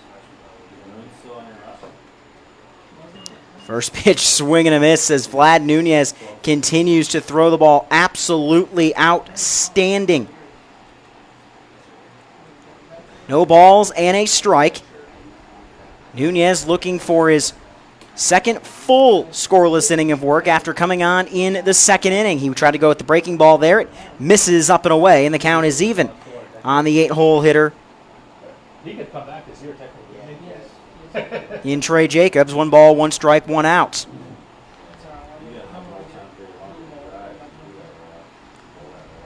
Working from the stretch as he has exclusively is Vlad Nunez, the Stetson Hatter and the Sanford River Rat. Nunez holds the ball near the brim of his gray and green cap as the 1-1 breaking ball swing and a miss by Jacobs as Nunez, who's been very effective with the fastball, spins in the breaking ball that time, and the count is 1-2. Yeah, I think that's the most impressive thing. I mentioned earlier his pitch mix is just, it's on point tonight. Everything that he's throwing is under control, and it's dancing on these hitters. They are just really struggling to make contact with anything that he throws at them. Nunez trying to make it 2 1/3 innings of shutout, hitless baseball. Can't do it on that pitch. It misses low and outside. 2-2. Nunez on the bump for the Florida League has thrown 24 pitches. 18 of them have been strikes. I think I see a little bit of drool coming out of these scouts' mouths down there behind home plate. That's kind of interesting. 2 balls, 2 strikes, 2 outs. The 2-2 is a breaking ball. Just misses low and outside. Jacobs had to hold off on that one that barely missed getting in the zone, and the count has run full to Trey Jacobs. 3 balls and 2 strikes. Yeah, Phil, it's funny you said that about the scouts. I just did a quick count of speed guns down there. I count 11 scouts. Maybe some sitting back in the rows underneath the press box, but quite a few speed guns. The 3-2 pitch, swing and a miss, strike 3. So how about this for a line for Vlad Nunez? 2 1/3 innings, no runs, no hits, 5 strikeouts, no walks coming out of the bullpen for the Florida League. We've played 3.5 innings from Ron Christopher Stadium in Wingate, North Carolina with your score. It's the Valley Baseball League 5 and the Florida Collegiate Summer League 2. And now it's time to get your Ryan update. Ryan, fill everybody in on you. Give them some background. We're getting a lot of Ryan Murphy. I know you're from Ave Maria University. People want to know more. What else can you tell folks about who you are and how you got so good at what you do? Well, I appreciate that. Work as the Assistant Sports Information Director down at Ave Maria University, which is an NAIA program in Southwest Florida, home of the Gyrenes. Please do not make me explain what a Gyrene is. Look it up somewhere, because I've already had to answer that question once today from Watts and one in the Northwoods League for the Waterloo Bucks. So talk about what these players have done across the country in summer ball. I'd like to think I'm pretty well versed in all of these summer leagues and able to see what these guys can do on multiple different levels and multiple different teams throughout their college careers and help buoy them into professional careers. Now, did I say this right? A gyrette? Gyrene. Gyrene. All right, so we're going to make that our trivia question for the night. I want to know if anybody watching on Facebook knows what a gyrene is. Go ahead and chime in. We're going to give you a couple innings before we spring the answer on you. But that, to me, is, thanks, Ryan, that's like the perfect trivia question for the night. And to answer one of the questions that's right now on the page of our live broadcast here from Bob Greer is who is coaching the Florida League tonight. It is the head coach of the Florida League team is Rich Billings from the Leesburg Lightning. He is being joined by other head coaches from around the league, that being Rick Hall from the DeLand Suns, Scotty Makarevich from the Sanford River Rats, and Jay Welsh from the Winter Garden Squeeze. And assistant coach for the DeLand Suns, Jason Umberger, is also in the dugout tonight as well for the Florida League. As Carrie Carpenter will dig in for the Florida League. He hits from the left side. He's 0 for 1 with a strikeout today back in the first inning against the Valley starter Arjona as the pitch misses up and away for a ball. That go out? My count's definitely wrong. 2-0. Thank you.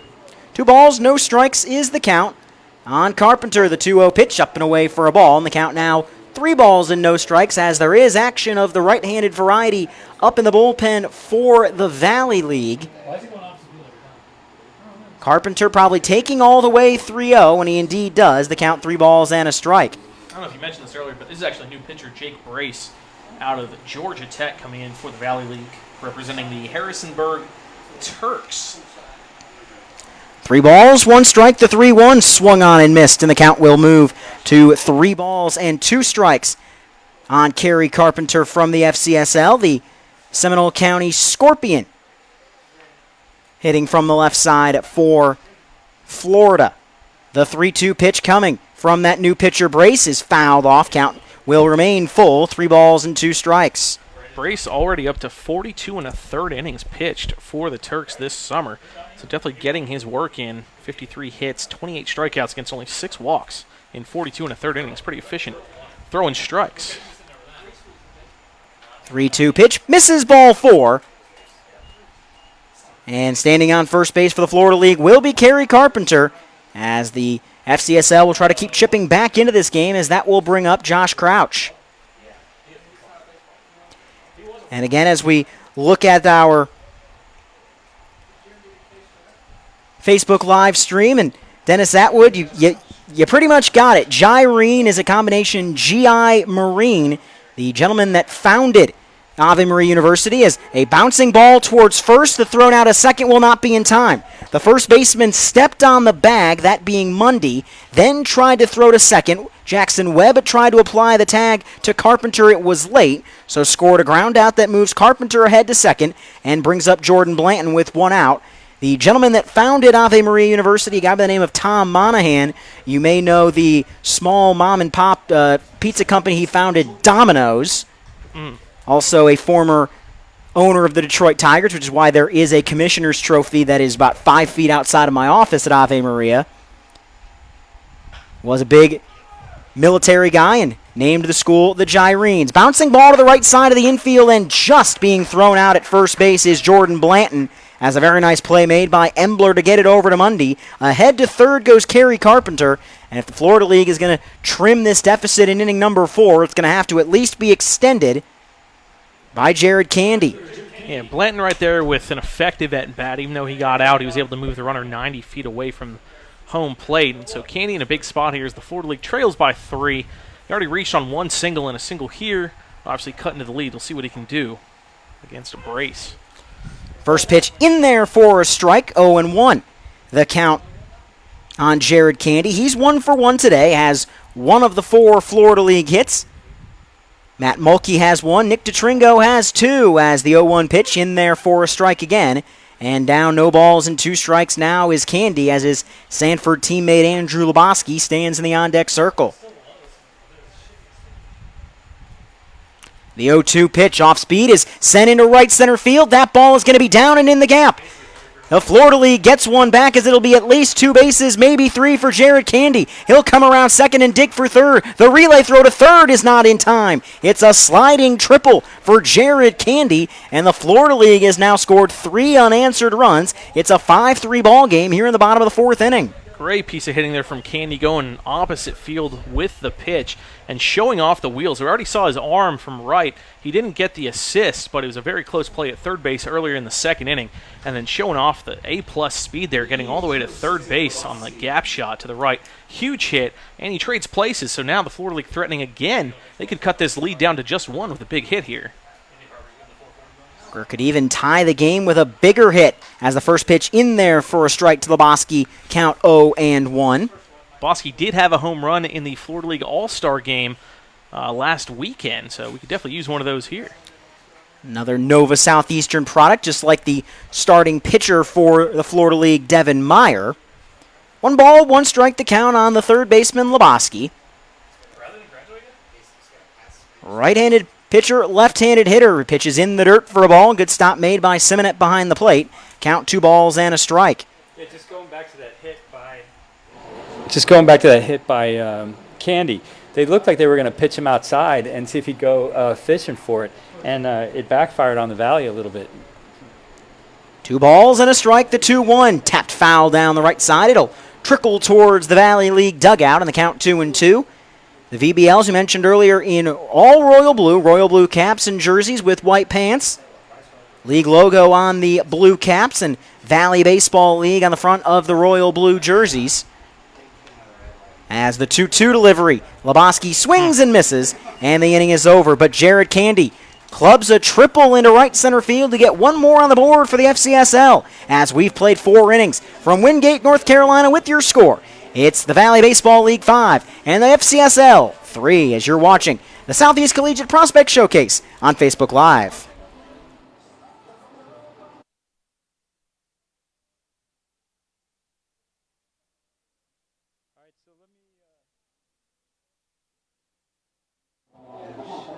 All right, so let me catch you up on what's happening on Facebook Live. Dennis Atwood, I don't know if you've seen this, Ryan. Impressive equals sweet by Candy. It's C-A-N-D-E is the spelling on Candy, by the way. Kelsey, thanks for your nice words. We really appreciate what you had to say. Wayne, good to have you joining in. Got a grandpa watching. Always love that. Dennis looks like he appreciates knowing who founded Ave Marie. It's Ave Marie University, not Maria. Ave Maria. It is Ave Maria, just like the old church song, Ave Maria. You gonna sing for us a little bit? Not a chance. Not a chance. You sure? We can't talk you into it. Maybe if we can rally the fans on Facebook, you'll go for a couple of bars. Maybe if there's if a Bon Jovi song starts playing at some point, I might get a few bars. But that's about all you're gonna get there. All right. Well, hey, just a reminder: if you haven't done so already, please like either the whatever page you're joining us on. If you're a Florida League fan and you haven't done so, please like their page. If you're Valley Baseball League and haven't done so, please like our page. And if you like what you're seeing here, please share it with your baseball family and friends. We want to make sure as many people can see and hear this as possible. And as we've kind of mentioned throughout the broadcast today, the 5 teams that are involved in the Southeast Collegiate Prospect Showcase, these are not leagues that are just kind of chosen at random. These are the 5 Southeastern members of the National Alliance of College Summer Baseball, it being the 2 teams you see today, the Valley and the Florida League, as well as the Sun Belt League, the Southern Collegiate Baseball League, and the Cal Ripken Collegiate Baseball League. Those are the 5 NACSB members that are in the southeastern United States. The NACSB also most notably including the Cape Cod League up in Massachusetts that, as much as all summer leagues like to brag about what they are, everyone knows, everyone's looking up at the Cape. They're the oldest, they're the biggest, they're the Cape. That is correct. I think they have over 1,000 MLB alumni who have played in the Cape Cod League. So, they're doing something right up there. Plus, they made a movie, Summer Catch, starring Freddie Prinze Jr. and Jessica Biel. Oh, she's great. I've always said that I would, if I ever win the lottery and am able to just retire and do whatever I want to write an actual good summer baseball movie, because Summer Catch is not a very good movie. I want to write a good movie about summer ball. Count no balls and a strike here in the top of the 5th inning. As pitch low and outside for a ball. Count, did they go around? Yes, he did, and the count is 0-2 as the Florida League looks like we'll put a new pitcher on the mound. Yeah, we've got. Go ahead, Phil. I was going to say, we got J.P. Williams coming in. He played this past spring at Eastern Florida State College, a junior college out near Melbourne, Florida on the Atlantic coast. He's currently undecided as he's a rising junior, looking for a place to play as he gets a strikeout swing. He bounces way over by the dugout. And the runner's going to beat that out as that ball got away from Crouch, bounced off the brick wall, and took a funny spin. So Williams gets the K, but the Valley gets their leadoff runner on first base. A good job there by Crouch to be right there after it, but he just couldn't dig it out of the concrete wall right behind home plate. It had just gotten in a little nook or cranny there that he couldn't quite dig it out of. So, runner on first with nobody out here in the top of inning number 5 as Polenski is aboard to bring up the 10-hole hitter in Zach Little. As that one lined high and deep into right field, ranging back is Candy. He makes the catch. Retreating to the first base bag is Polenski, I should say, as that'll bring us back to the top of the order and the Southern Pines native in Austin Embler. I just want to give J.P. Williams a quick shout-out here. Had a tremendous year at East Florida State, 8-1 record with a 2.3 ERA, 56 strikeouts in 54 2/3 innings. And this year for the Winter Park Diamond Dogs, 21 strikeouts against only 3 walks in 23 innings of work. He's got 2 saves for Chuck Shaw's Diamond Dogs, one of the top right-handed pitchers in the league. Snap throw back to first after a swing and a miss, not in time. Count starts no balls and a strike. And as Crouch throws down to first base there, it just kind of hit me that the difference in the game has been the base running and the catchers. The Valley League catcher with 3 caught stealings, and Crouch, the 2 times he threw down to second, not only were both Valley runners safe at second, but both those throws brought in a run to score, and that's the current difference in this ballgame. Pitch low and outside for a ball, and a couple people going after me for not liking Summer Catch. It's not a terrible movie, but I could probably name 20 baseball movies that are better than Summer Catch. Yeah, but see, that's what tells me you are a true baseball fan. I'm pretty certain Summer Catch is a movie about Jennifer Beal. This is not true. about baseball. This is. But that's what I love about you, man. You are focused. You are a competitor.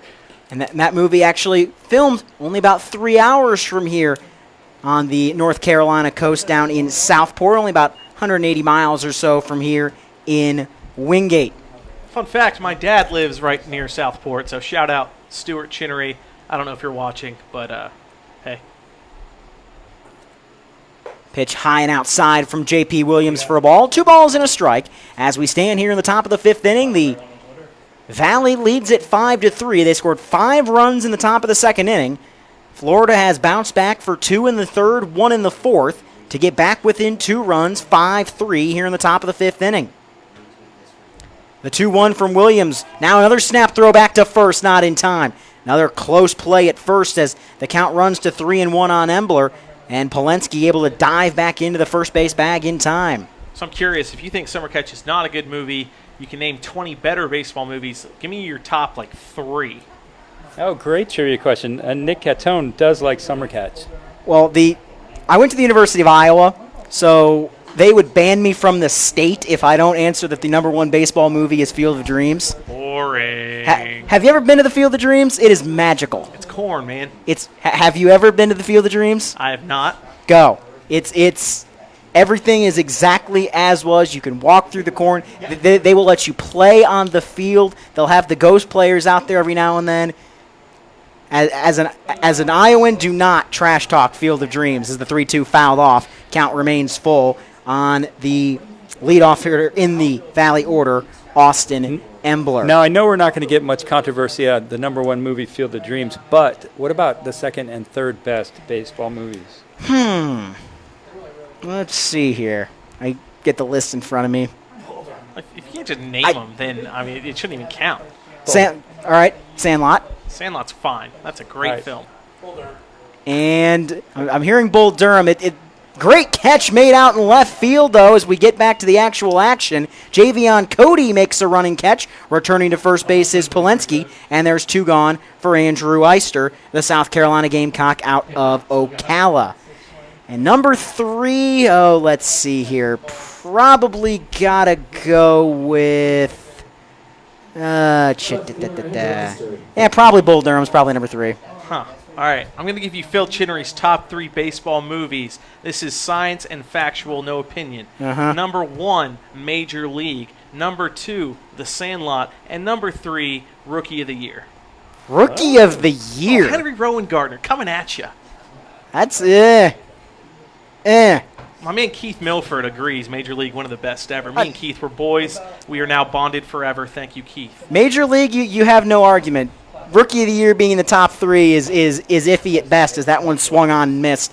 Count, no balls, and a strike. Let me break something down for you. Henry Rowan Gardner in that film struck out Barry Bonds, who's the greatest hitter in the history of baseball. That makes that an easy top 3 choice. Just saying. See, if we're going and talking about a movie that came out the same time period about a kid in baseball, Little Big League's better than Rookie of the Year. Ooh. Little Big League's better than Rookie of the Year. And the runaround Sue montage in Little Big League is among the greatest moments, not in baseball movie history, in cinema history. Well, I don't know. I think Phil just hit a home run. Chris Morgan just chimed in. Classics, Phil, classics. Well, yeah. Chris Morgan is actually one of the coaches for the DeLand Suns. Oh, is he really? So that means he definitely knows what he's talking about, and he agrees with me, which means he definitely knows what he's talking about. And was an intern that Phil hired last year. So let's, All right, so there's little bias there. A little bias there, but Keith Milford joins in. He a Major League, one of the best ever. So good call on that one. No argument on Major League as that one swung on and missed for strike 3. As we'll continue this debate into the bottom of the 5th inning as the Florida League pitching has buckled down since the 5-run second as we go to the bottom of the 5th inning from Ron Christopher Stadium. Your score is the Valley Baseball League 5 and the FCSL 3.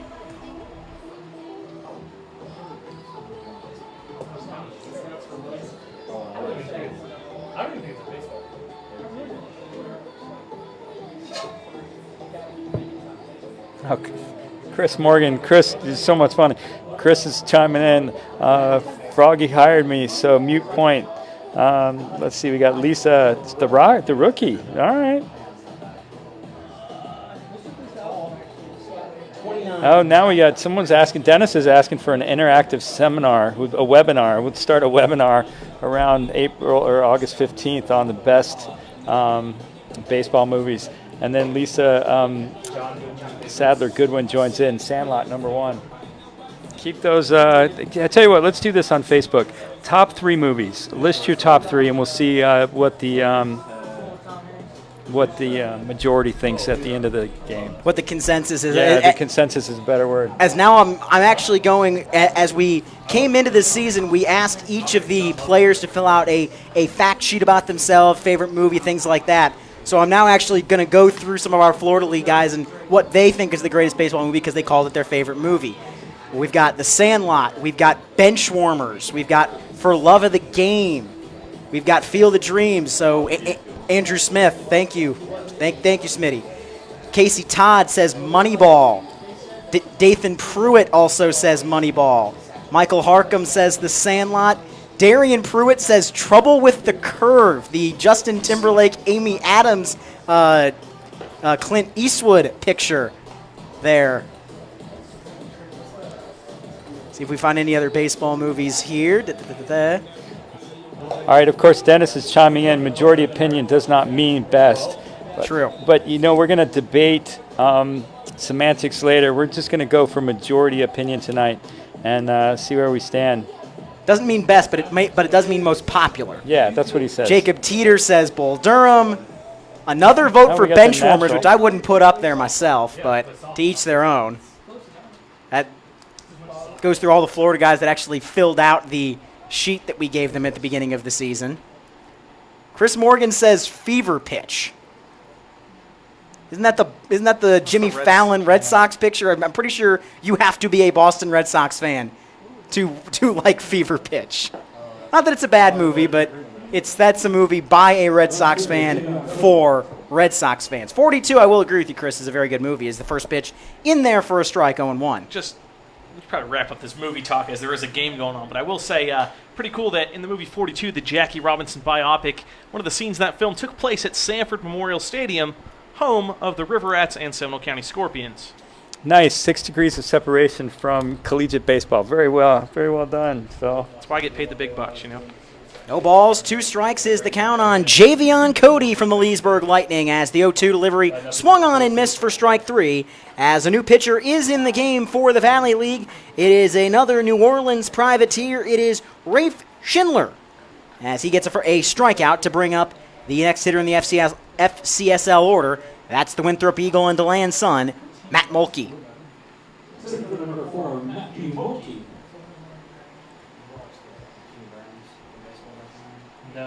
As the first pitch snaps into the zone for a strike 0-1. And I'm peeking over Phil's shoulder. And Phil, did I see that old Florida League broadcaster Jim Tarabokia was just tuning in there a little while ago? Looks like my man Big Time wants to catch some Southeast Collegiate Prospect Showcase action. Jim Tarabokia, one of the finest to ever lay down the golden pipes in Florida League intern history. What up, Jim? The group that we had my first year in the Florida League, myself, Jim Tarabokia, and Nick Grenovich, who's now one of the biggest sports talk show hosts in Orlando. ESPN 580 Orlando. Shout out, Nicky Football. The three of us that were with Jim was with Winter Park. Nick was with the old Orlando Freedom. Sure. And I was in Sanford as the 0-2 delivery to Mulkey's able to hold up on his swing, and the count runs to 1-2 As Dennis Atwood says, Bull Durham, Moneyball, trouble with the curve. I do like trouble with the curve.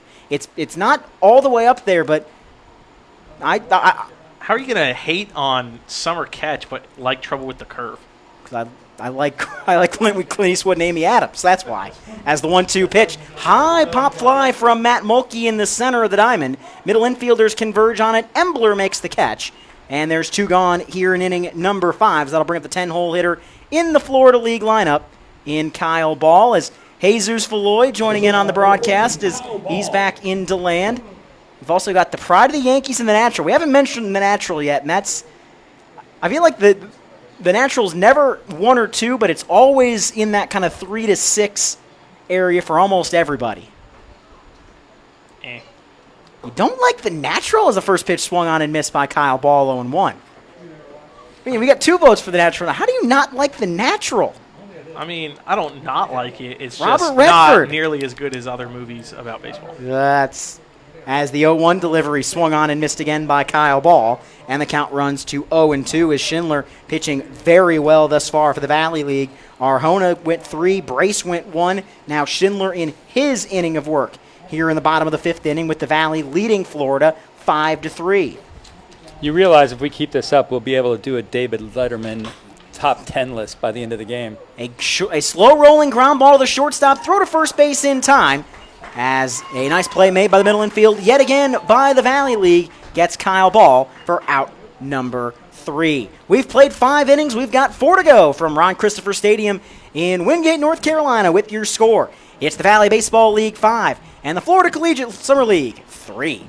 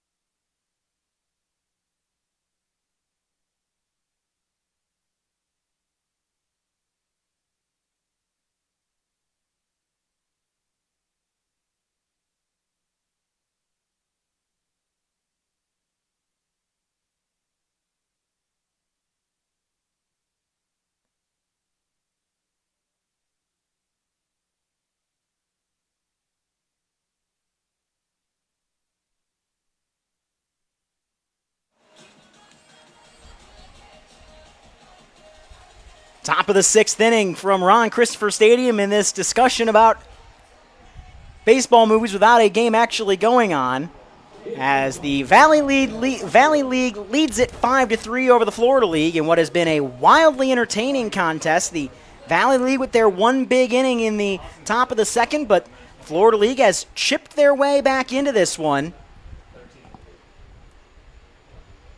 First pitch, low and outside for a ball. J.P. Williams staying on the mound that time as the count 1 ball, no strikes to lead off the frame.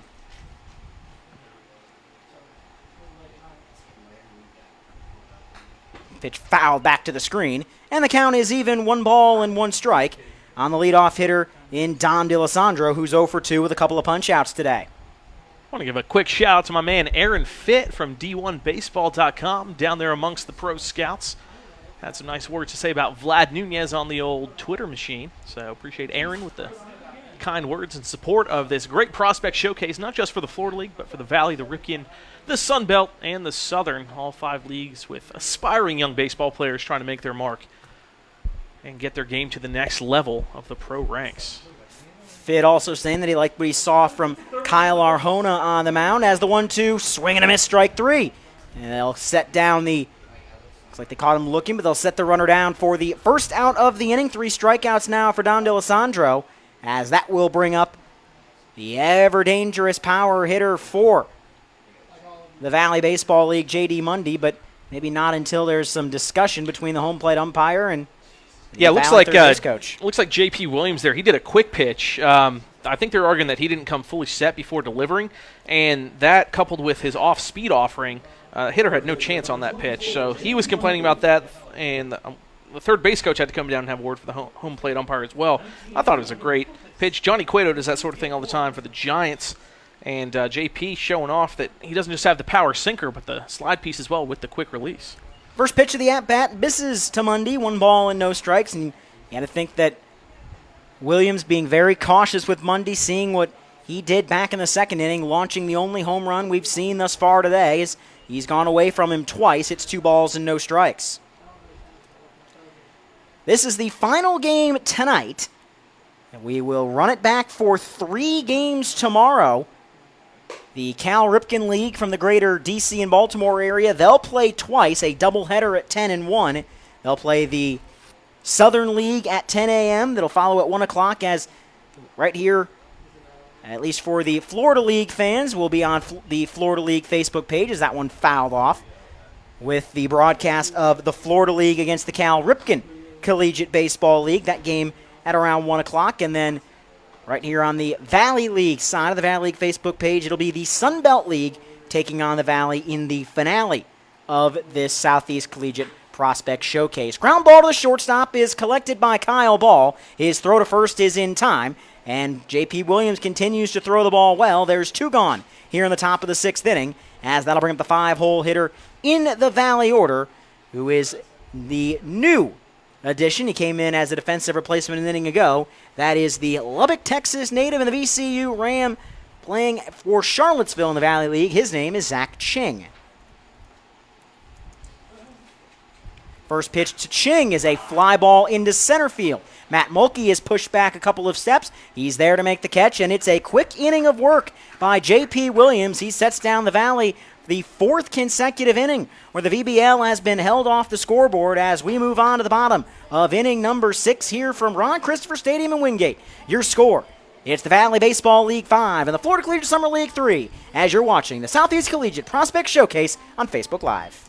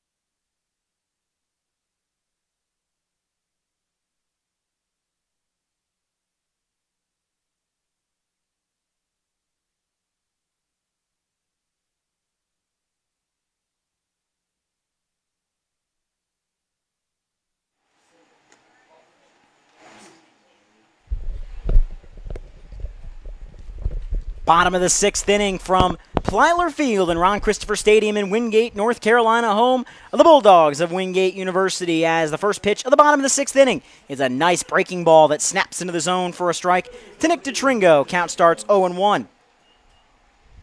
DeTringo on base 2 times already tonight with 2 base hits. See if he can make it 3. Get this rally started for the Florida League. No balls, 1 strike, the 0-1 pitch. That one lined high and deep to left field by Nick DeTringo. That ball is off the wall. Nick DeTringo will have extra bases. He'll motor around second and try for third. The throw to third base won't come. It's a sliding triple for Nick DeTringo, and the Tampa Spartan is 3 for 3 here in the Prospect Showcase. Great piece of hitting there from DeTringo. Took a ball that was right down Broadway, sent that to one of the deepest parts of this park, left center field, out near the batting cages, and it bounced off the wall. Great hustle straight out of the box. Didn't stop to admire it or anything like that. Pure hustle out of there and made it into third base safely, as the Florida League threatens once again with a runner on third base, this time with nobody out. And if you're the FCSL, you absolutely have to get this run in as Aaron Anderson will step in. First pitch gets away from the catcher. Here will come Tringo. The flip to the plate, not going to be in time as the ball skips away from the pitcher in Schindler. And Nick Tringo comes in to score. It is a one-run ball game here in Wingate as Tringo triples and scores on the wild pitch, and the Valley League lead has been cut to 5-4. Yeah, Tringo actually got kind of lucky there because that ball squirted away from the catcher, but it wasn't that far. He would have been out had the throw and catch been made properly, but with the ball squirting out, that cuts the run or the score down to 5-4 as Aaron Anderson's going to look to basically be another leadoff hitter with nobody out, nobody on. Get to essentially restart the inning. The 1-1 breaking ball misses high and outside for a ball. Count 2-1. Neil Kaiser listening in asked about velo for J.P. Williams. We have him down at 88-90 with the slurve working about 76-78 for the right-handed junior out of East Florida State. And that's 2 triples, Dennis Atwood asking. 2 triples for the Florida League thus far in this ball game. The 3-1 pitch to Anderson. He fouls it off the screen on the left side as somebody in a Florida League jersey caught that one off the screen as the count is run full, 3 balls and 2 strikes.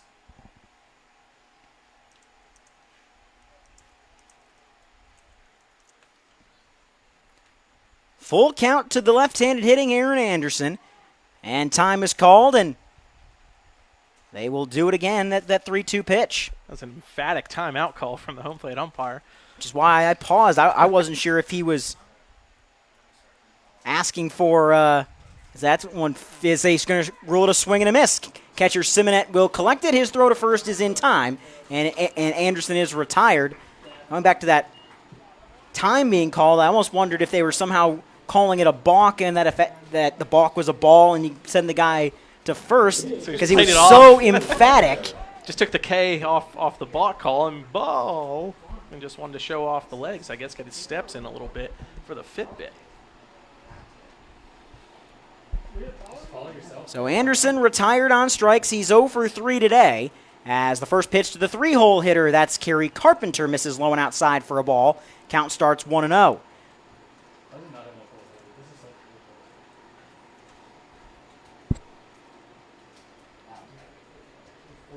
One ball, no strikes, the count to the Seminole County Scorpion, Carrie Carpenter, as the 1-0 delivery is below the knees for a ball, and the count goes to 2 balls and no strikes on the Scorpion Carpenter.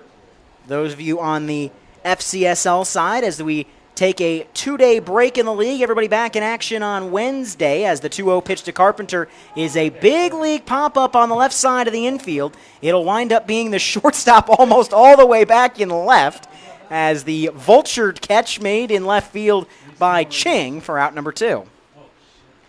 But as we look at the Florida League, it will be an interesting stretch run as teams 3 through 6 in the Florida League, that's Sanford and Winter Park, Winter Garden and Seminole County, all separated by 2 games for the 3, 4, and 5 spots in the FCSL playoffs. 5 of 6 make it. As that one lined into left field, that will be at least 1, if not extra bases. Digging around first and now heading for second as that one got all the way to the wall is Josh Crouch as he's in standing up. And there's now the tying run on second with 2 outs for the second baseman, Jordan Blanton. Josh Crouch with one of his patented hard-hit balls.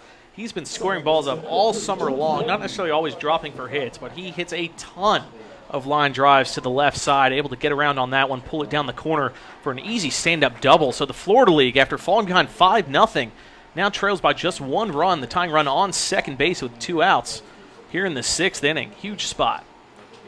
So runner on second for the gamer that is Jordan Blanton from Marshall. First pitch to him. Down Broadway for a strike, 0-1. And Blanton, a guy, those that have heard me on the DeLand Suns broadcast this year, I've said it multiple times, but you cannot have a much more decorated prep career across sports than Jordan Blanton did. an all-state receiver in football. He had over 1,000 yards for a state championship team. Then in the winter, he wrestled. 2-time Kentucky state champion on the mats. And then, oh yeah, he's an all-state baseball player too, and that's the sport he chose to go to the collegiate level for the Marshall Thundering Herd. It's like, if I'm ever in a dark alley, give me Jordan Blanton by my side, and I'll feel just fine. As the pitch is in there for a strike to him, count 1-2. Yeah, it sounds like you're going to tell me he's a kung fu master as well. I wouldn't put it past him. He is one of the most competitive individuals I've been around in summer ball. Doesn't matter if you're flipping a coin, Jordan Blanton wants to be the guy that wins. 1 ball, 2 strikes is the count. As set from the stretch. And ready to deal the 1-2 pitch with a runner on second base. Longer pause. Here's the 1-2. A chopper that's going to be down the first base line. It is a swinging bunt and a nice play by Simonet as he realized that that ball had rolled long enough that Blanton was going to beat it out for a single. So let it turn over itself up and over the line. And that's just a foul ball. Count remains 1-2. Yeah, really smart play there yet again from the Cornell catcher. Obviously showing off that Ivy League brain there, letting that ball spin off the natural grass into the artificial turf foul ground. They weren't going to get the speedy Blanton there. Smart play, keeps the count at 1-2 with 2 outs. Yeah, and Will Simonet really setting the standard for how you want to play in front of the scouts at a showcase. Playing smart, playing up to his abilities. 1 ball, 2 strikes, still the count on Jordan Blanton. And the 1-2 delivery. Blanton will shoot it foul down the right side. It'll head out of the confines of the park itself, and we'll do it again. Count remaining a ball and 2 strikes.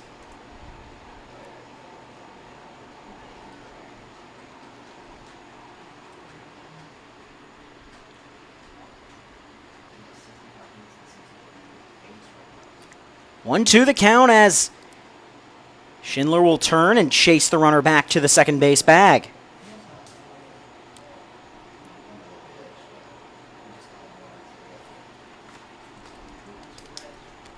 Simon, a guy that we've talked about quite a bit during this broadcast, as Blanton takes one upstairs for a ball. A second-team All-Ivy League selection as a third baseman at Cornell during his junior season this past year. So we'll call him the reverse Josh Donaldson, who started as a catcher, moved to third base in the bigs. Wonder if he can hit like him, too. Go Jays. 2-2 pitch. Blanton shoots one high into center field. Jace Cheek will get underneath it. He will make the catch, and the inning is over. But the leadoff triple by Nick DeTringo gets a run on the board for the Florida League. We are 2/3 of the way gone, 6 in the books, 3 to go, as after 6 innings, your score. It's the Valley Baseball League 5 and the Florida Collegiate Summer League 4 as you're watching the Southeast Collegiate Prospect Showcase on Facebook Live. Yeah, and just a good time to catch you up on your line scores. 5 runs, 6 hits, no errors for the Valley League, and I had it right the first time. 5 runs, 6 hits for the Valley League. 4 runs, 7 hits, and 1 error for the Florida Collegiate League.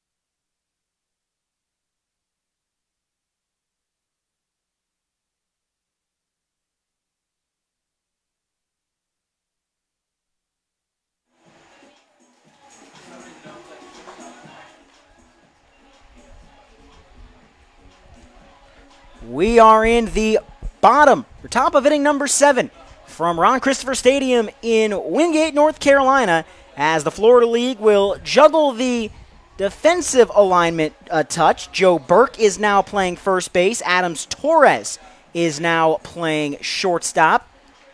We got Sadler Goodwin coming into play third base. Nick DeTringo, who was at third, is going to move to center field. Left field, sorry. Javion Cody, I believe, Cody moving to moves from center. left to center. And then Jeremy Orbick coming into pitch. Jeremy Orbick on the mound for the Florida League in the top of inning number 7. Orbick, a member of the Sanford River Rats, the third Stetson Hatter we've seen today. Second on the mound, and then Kyle Ball, the starter at shortstop. As the first pitch of the at-bat fouled off to start the count 0-1, that being Chase Cheek hitting for the Valley League in the number 6 hole in the VBL's lineup. This is the tough part of these exhibition games is usually coaches sub late in the game like this, mass subs going on. So quick shout out to Florida League President Stefano Foggi scoring this game live on Point Streak. Got all the subs in. Only one little hiccup there, but he's a little bit out of it. He hasn't scored a game since probably last summer. 1-1, roped down the first baseline foul, count 1-2. Orbick just finishing up his first season at Stetson. He was originally a Kentucky signee, but left Lexington after a couple of semesters, a summer and a fall, so never actually suited up for the Wildcats. Then went to SCF, the State College of Florida, before moving on to Stetson. The 1-2 pitch, a breaking ball is put down the third baseline for at least extra bases. Digging around first and heading for second is Chase Cheek. The throw from Nick DeTringo from left is not in time, and it's a double by the Duke Blue Devil Chase Cheek, as that one from Jeremy Orbick was an off-speed pitch down that left side. That went the other way off the bat of Cheek, and he's on second with nobody out for the Valley League, as the Will Simonet part of the order will step up, and it looks like they will lift Simonet for another local product, at least to the Florida League, a native of Longwood, Florida, and St. John's River State. This is going to be Riley Wash. Coming from the Florida League benches, now they can just run and steal all the bases they want. But Riley Wash from Longwood, you mentioned, he is a former Altamont Springs Scorpion. And then Andrew Lebowski on the Florida League team played for the Staunton Braves of the Valley League last year. So basically it's like we traded Lebowski for Riley Wash. I think both teams are probably happy with that trade, as both teams getting a good player out of it. As a pitch in there for a strike to Riley Wash. Count starts at no balls and a strike. In the greater Sanford area, Riley Wash playing at a ballpark that may be familiar to some old school Florida League fans. Played at Lake Brantley High School. Is that one in there for a strike 0-2? Yeah, Lake Brantley, one of the top programs, not only in Florida, but the whole country. They've had 8 Major League Baseball players, including Jason Veritek and Ricky and Jamal Weeks, come out of Lake Brantley High School. No balls, 2 strikes from Orbick, trying to limit damage here in inning number 7. The 0-2 pitch, swing and a miss. Riley Wash can't catch up with a breaking ball delivered by Orbick, and there's one gone in the top of inning number 7, as that will bring up the next part of the order here for the Valley League, where's the visiting team. It is the Trey Jacobs part of the order. We'll see if it indeed is Jacobs striding to the plate. It appears that it is. It indeed is. Jacobs 0 for 2 with a strikeout today out of UNC Pembroke and Hope Mills, North Carolina.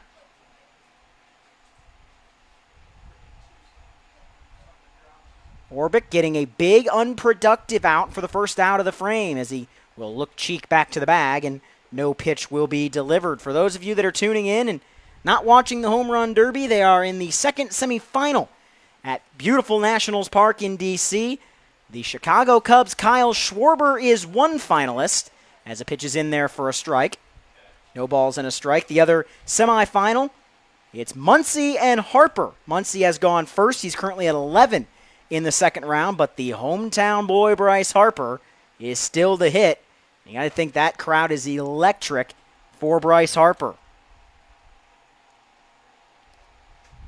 about the way it was for Todd Frazier in Cincinnati a couple of years ago, where with every home run, the ballpark got louder and louder and louder.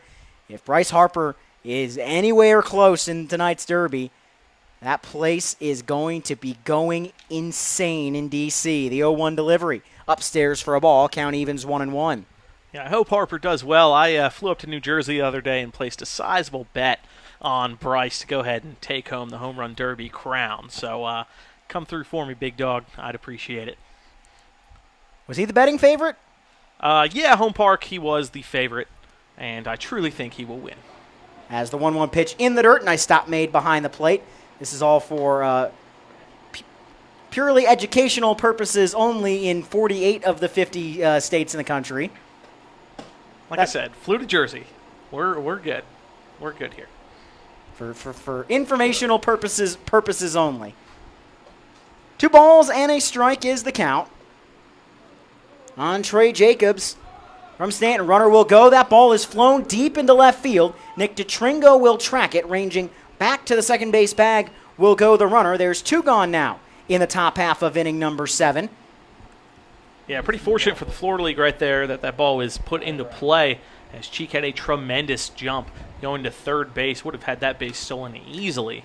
But instead we have 2 outs, and Jeremy Orbick trying to work around this leadoff double, trying to keep the Valley League scoreless for the 5th frame in a row. Aaron Polenski will be the hitter. Runner on second, 2 outs. Polenski 1 for 2 with a run scored and a run batted in, as the first pitch to him is a good breaking ball from Orbick, as he delivered that one from right over the top.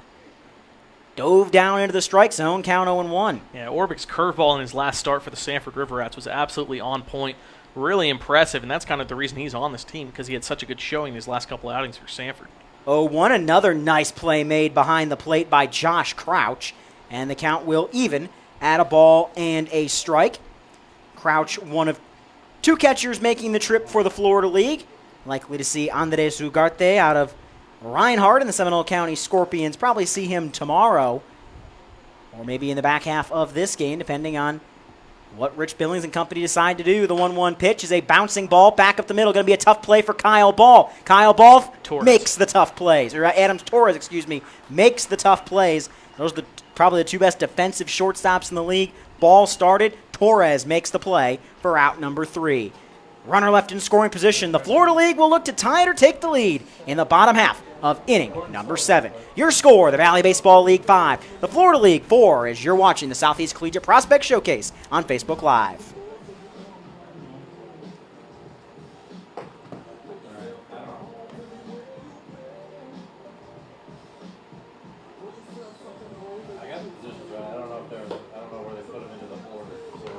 We'll find out here. Yeah, I would think Rich is.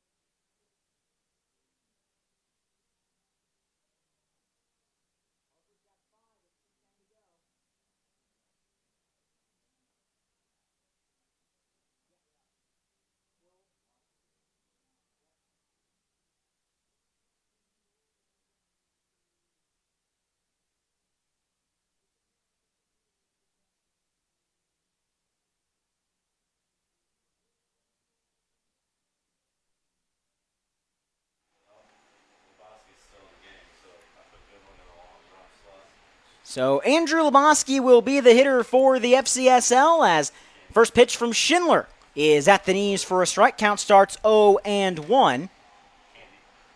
It's Jared Candy hitting for the FCSL. Lebowski next, as we'll have a mound meeting with the count, no balls and a strike. So we'll see what all the Florida League does offensively. They were juggling around the position, so now the question becomes, where did all those guys actually enter the lineup for head coach Rich Billings? Into the motion, the 0-1 delivery, and a great breaking ball there from Schindler, dives into the zone for a strike, and the count is 0-2. Schindler has thrown 23 of his 31 pitches for strikes. in his now 2+ innings on the mound. His 0-2 pitch, swing and a miss for strike 3 to Candy. Candy cannot join Nick DeTringo in the 3-hit club. He's set down on strikes, as that will bring up Andrew Leboski.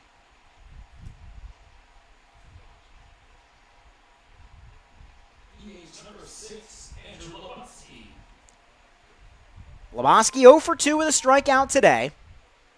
Goodwin has been, or I should say, Schindler has been excellent on the mound, save for really Nick DeTringo barreling him up for a triple. Time is called before the pitcher Schindler could start the windup.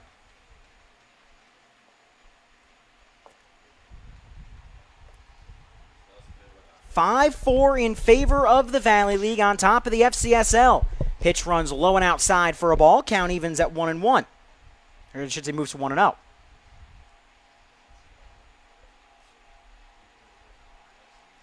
Rafe Schindler holds the ball at his belt. Into the motion he goes. The 1-0 delivery. High and outside again, and Leboski ahead in the count. 2 balls, no strikes. Bottom of the 7th inning from Ron Christopher Stadium in Wingate, North Carolina, home of the Wingate University Bulldogs, and home of the 2018 Southeast Collegiate Prospect Showcase. The 2-0 pitch is skied foul down the left side, up into the lights and out of play, and the count has moved along on the left-handed hitter Leboski. 7 hits for both ball clubs. 5-4 lead for the Valley, the only error of the game committed by the Florida League. The 2-1 pitch is a broken bat number towards the second baseman. Collecting and throwing it in time is Austin Embler, and there's 2 gone in the inning, and that did not make a pleasant sound coming off the bat. No, and I hope Leboski brought an extra stick with him, because he's not going to be able to use that one for the rest of this trip. Maybe he has a nice teammate who can loan him one.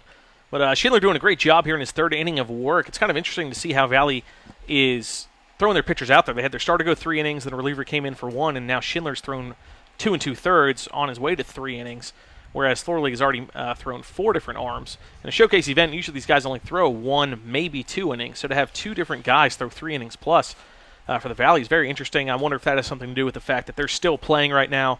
You know, maybe their guys threw on Saturday or Sunday and need to be rested.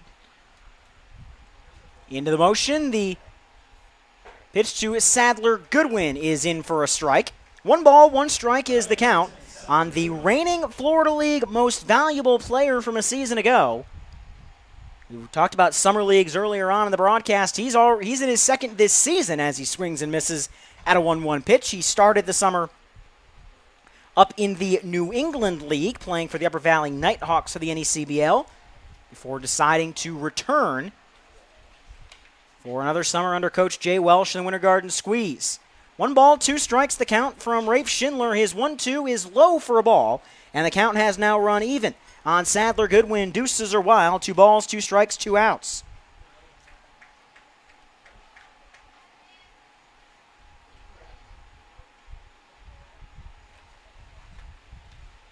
See what both teams decide to do pitching-wise in the 8th inning. Orbick has only thrown the 1 inning, and every Florida League pitcher thus far has thrown more than 1 inning, as the 2-2 pitch swung on and missed for strike 3 by Goodwin, and the inning is over. Rafe Schindler, dominant through 3 innings, really saved for being hit hard by Nick DeTringo, as we go to the top of the 8th inning from Ron Christopher Stadium in Wingate with your score.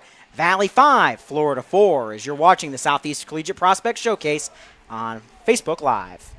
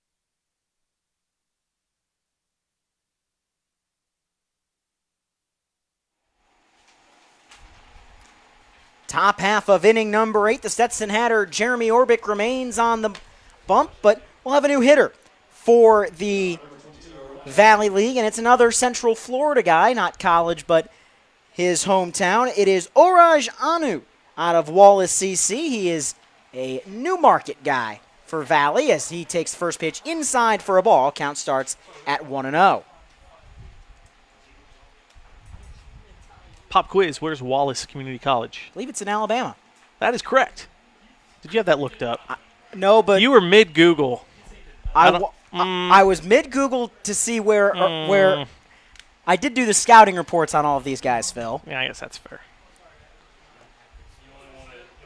Was a homeschool guy on who was a 28th round selection by the Red Sox in last year's MLB draft. As the 1-1 breaking ball from Orbick misses high and outside, 2-1. A guy that was ranked as the number 110 player in the country by Perfect Game USA coming out of high school, and as the number 3 outfielder in the state of Florida coming out of high school. A guy that, at least according to his Perfect Game bio, as that 2-1 pitch is popped up in the infield, sky high, Torres will find it and make the catch for out number 1, and he is indeed listed as a switch hitter. On his high school profile, they listed him as a throws with both, as his college listed him just as a right-handed thrower. But either way, Anu put down for out number 1, as that'll bring up the top of the order and the Southern Pines North Carolina native in Austin Embler.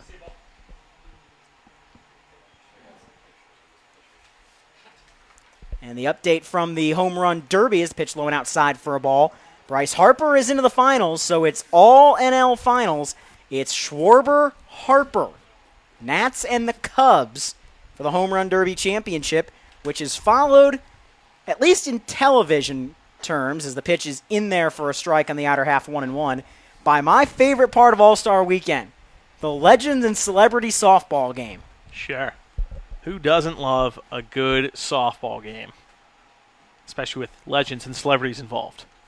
Breaking ball misses upstairs, 2 balls and a strike. Because there's always that one celebrity, back in like the mid-2000s, it was usually Nelly, that would take it very seriously and would be very, very good. It'd be a guy that was, it'd usually be an actor or musician that was an athlete in high school and would go out and say, no, this is my opportunity to live out the dream of being an athlete, and would hit 2 or 3 jacks, make a couple diving catches, and turn the game into their own personal playground. Nelly would do it all the time. Well, fun fact, if you wear a Band-Aid under your eye and a Vocal tank top, you are an unstoppable force on the softball diamond. That is proven science. And the backwards cap. Got to have the backwards cap. The Usually 3-1 St. pitch. Louis related. Deep into right field. That's going to clear the head of the outfielder. That'll be extra bases. And motoring around second base will be Embler. He will hold up there. So the UNC Greensboro product belts a double into right, easily clearing the head of Jared Candy. And there's a runner on second with 1 out, as that will bring up the Andrew Eister portion of the proceedings, as he will step in 0 for 3 today with a couple of strikeouts.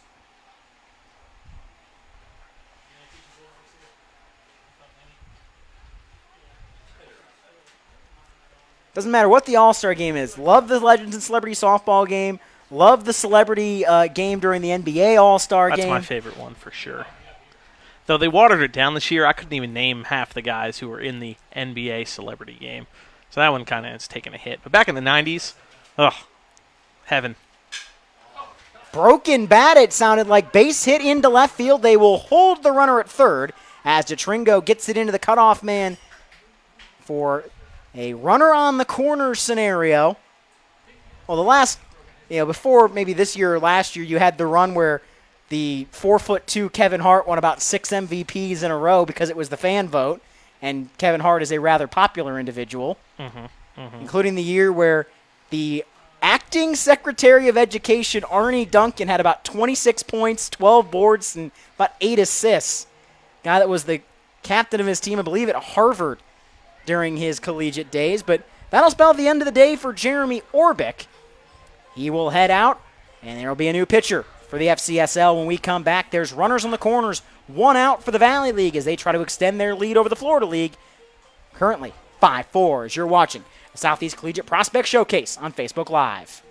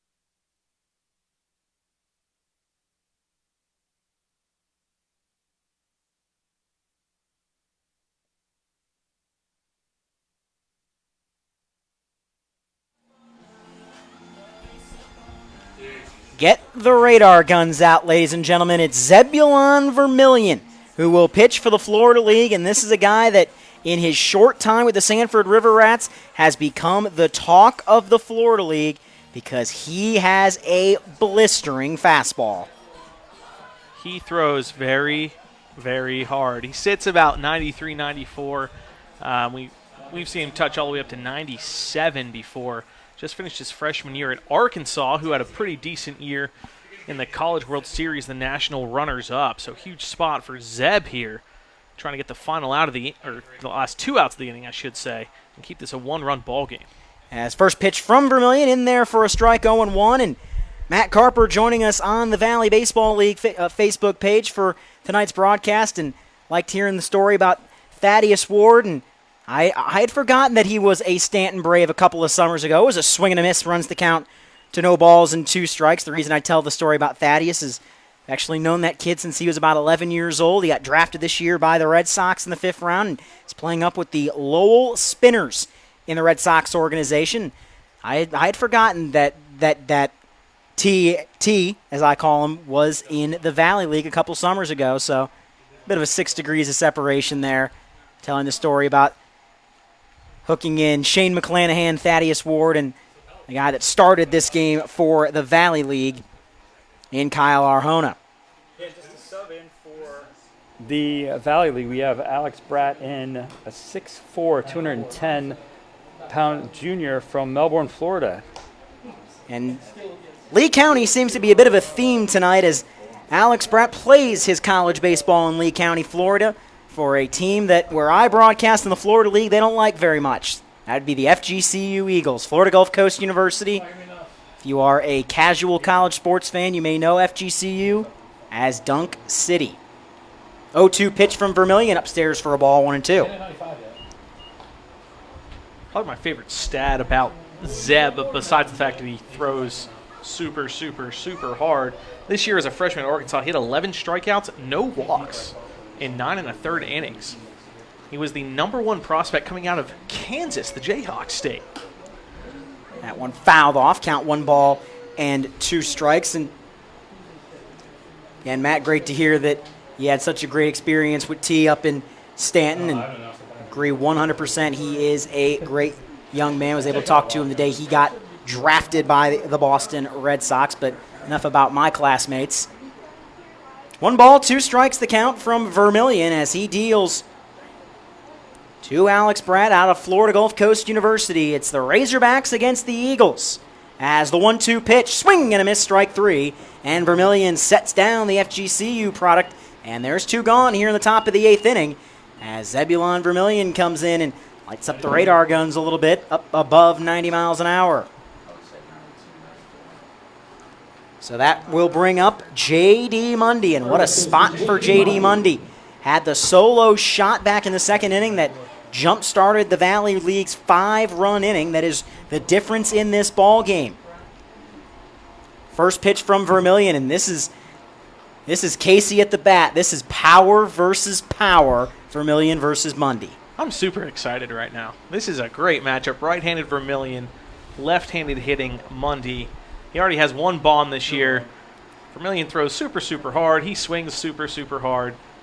Even though I'm with Florida League, as a neutral baseball fan, this matchup right here gets me going. I think those scouts down there, this is a matchup they're going to perk up to see as the 0-1 misses low for a ball. Count even, 1 ball and 1 strike. And this isn't just a guy that's hit a bunch of home runs versus a guy that has a bunch of strikeouts. This is Arkansas and Va-Tech. This is 2 big-time programs with 2 big-time prospects dueling. The 1-1 pitch from Vermillion, low and inside for a ball. Count now 2-1.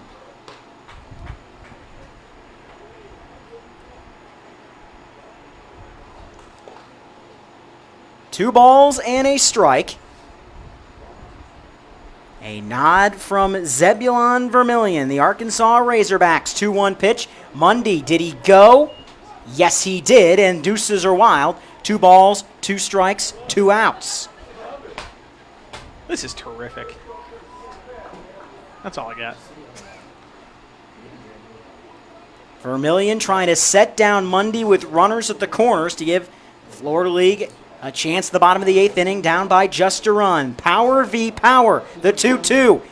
Check swing, throw down to second base. They ran the cut play. Tag applied, inning over. Let's go. The Florida League says, okay, we're wise to this game now. Torres cuts in front of the bag, makes the catch, throws it to the plate. Crouch applies the tag, and the inning is over. I'm not 100% sure they wouldn't have ruled the inning over anyway because it's a very close on the check swing. But either way, that's a little more dramatic of a way to end the inning on the caught stealing of home. We go to the bottom of the 8th inning. Lead still a run for the Valley League. It's VBL 5, FCSL 4 to the bottom of the 8th as you're watching the Southeast Collegiate Prospect Showcase on Facebook Live.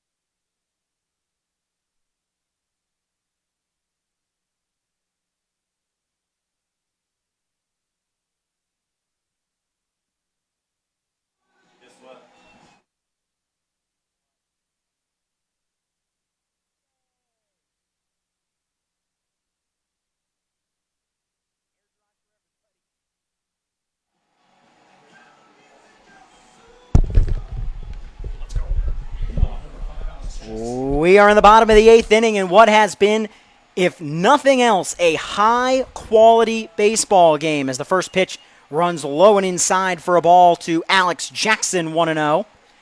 As a new pitcher on for the Valley League, it is another Floridian as the 1-0 pitch is lined into right field. That'll drop in for a base hit, and the tying run is aboard for the Florida League as bring on another new market product out of Southern Miss and Niceville, Florida. This is Trevin Eubanks.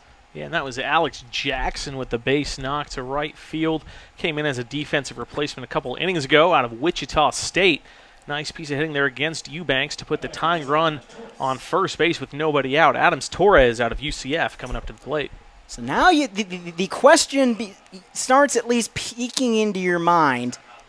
If you are Rich Billings, and that kind of answered the question. It's a wild pitch back to second base that allows, back to the screen that allows the runner to move to second. The question I was about to pose was, is this a showcase or are you playing to win, first and foremost? And at this point in the game, 5-4, down 1, I don't mind them showing bunt there.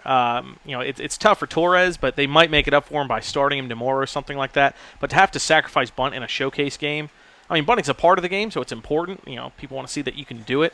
But a guy like Torres, who has 3 home runs on the season, nobody out, runner on, you kind of want to see him swing away. But luckily, Eubanks, with that wild pitch too far inside, moved the runner to second base anyway. Bouncing ball up the middle, shortstop will glove it, throw across the diamond in time by Ching.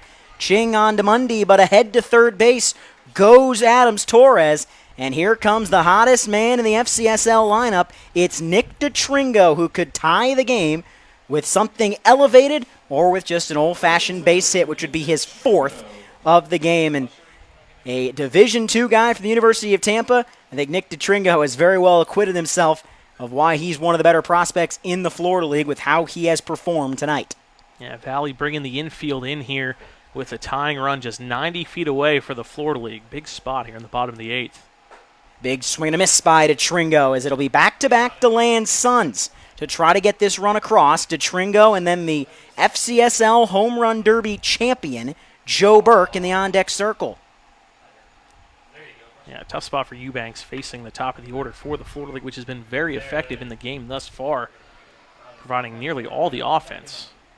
The 0-1 pitch to Tringo takes it upstairs for a ball. Good stop made by Wash behind the plate to shuffle over, keep that in front of him to deny anybody moving ahead for the Florida League. Runner on third, one out. Bottom of the 8th inning, 5-4 Valley over the FCSL. Nick DeTringo trying to make it a huge night of what already is a big night. Aces wild to Nick DeTringo, the 1-1 delivery. That one's a breaking ball that snaps into the zone for a strike, and DeTringo finds himself down 1-2.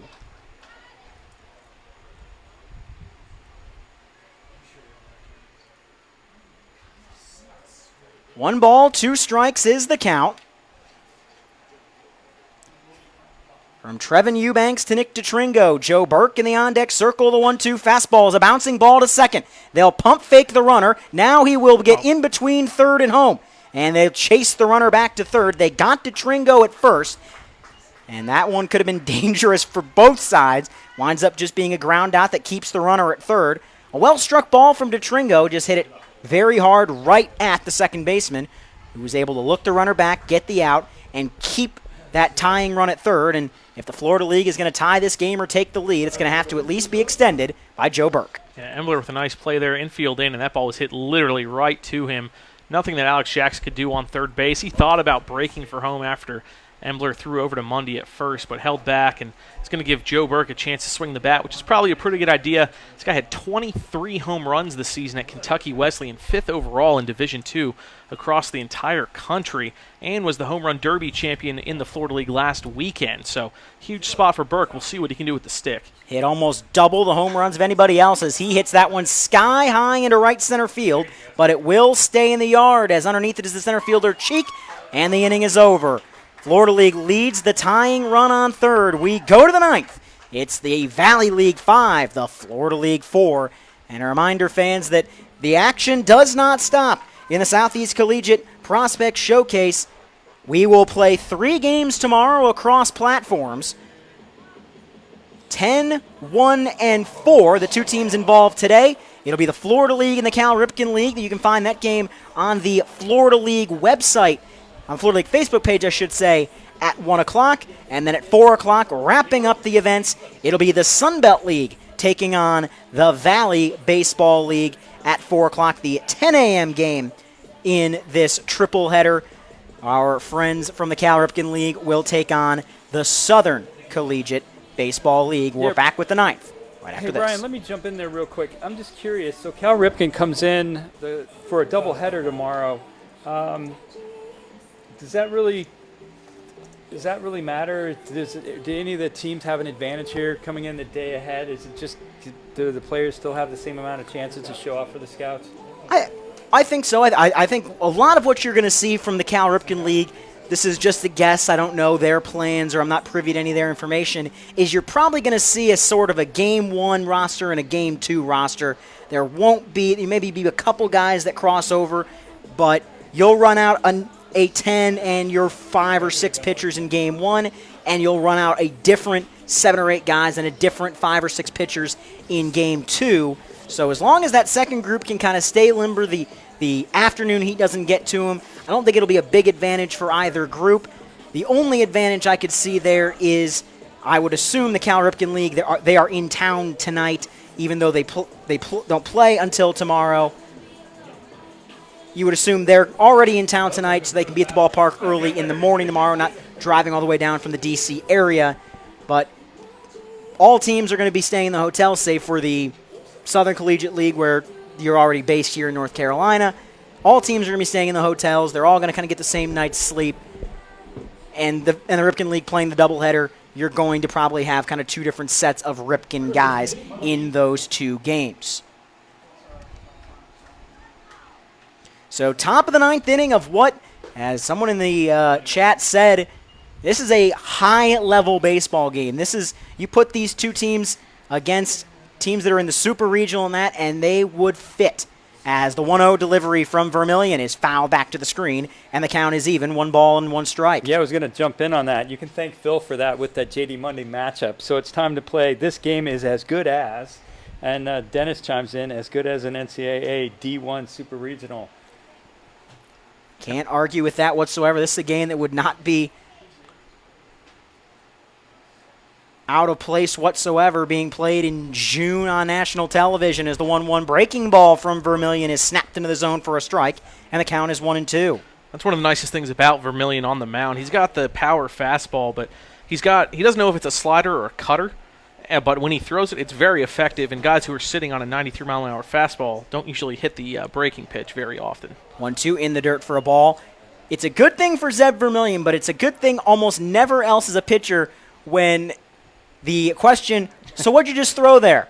But it moves and it works, so I'm not going to get mad at him.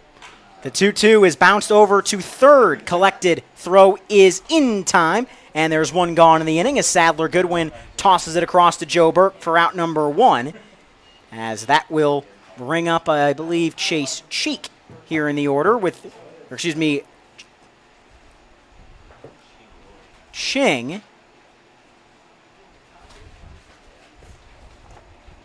We'll bring up Zach Ching, as the first pitch to him is sprayed over by the Valley dugout. Foul. Count starts 0-1. Again, you cannot say enough about the two teams involved in this doubleheader, or in this game. And as Matt Carper said, the Valley guys didn't have a lot of sleep last night in a long drive today. Same thing with the Florida League guys. Left Central Florida bright and early this morning. Got into the area, got about an hour in the hotel to kind of decompress, and then wound up over here at the ballpark where both teams playing this 8 o'clock start time tonight. 1 ball, 1 strike, 1 out, aces wild, as the 1-1 pitch to Ching from Vermillion, another great breaking ball that just drops into the zone, and the count is 1-2. All right, so I got to jump in with some breaking news for our man, Phil. Dennis reports that bonus time for Harper, 30 seconds, hit number 19 to win it. So, Phil, I'm happy to say you are the big winner tonight. That's what I'm talking about, baby.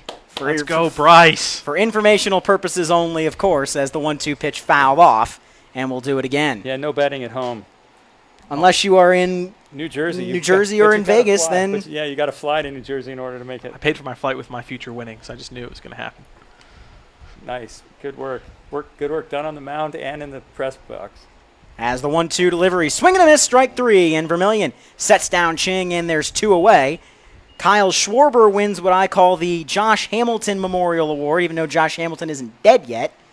55 home runs. That's the award to the guy that hits the most home runs, doesn't actually win the thing. It was 10 years ago, which, God, that makes me feel old, that Josh Hamilton basically burned down Yankee Stadium with the moonshots he was just barreling out of that ballpark, as the count starts 0-1 from Zebulon Vermillion. That was 10 years ago that happened at Yankee Stadium with Josh Hamilton.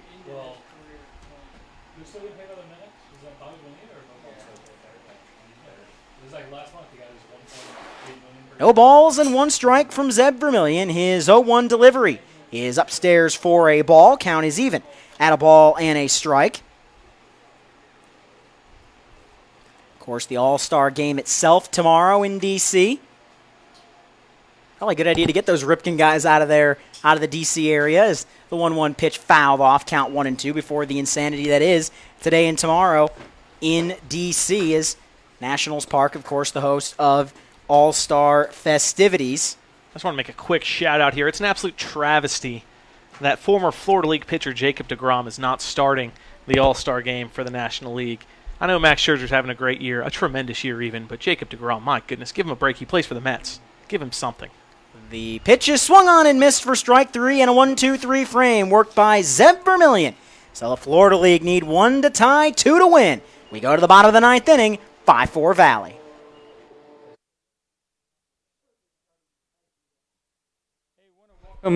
Daniel James Simonet to the feed. Daniel, if you haven't watched the first part of this game, please go back to the beginning once we post it. Just an amazing game by Will Simonet. What did he throw out? 3, 4? I think he threw out 4 trying to steal at seconds. going to give a seminar on that later. So it's great to have you join in the broadcast. And please go back and watch the first part of the game. You're really going to enjoy innings 1 and 2.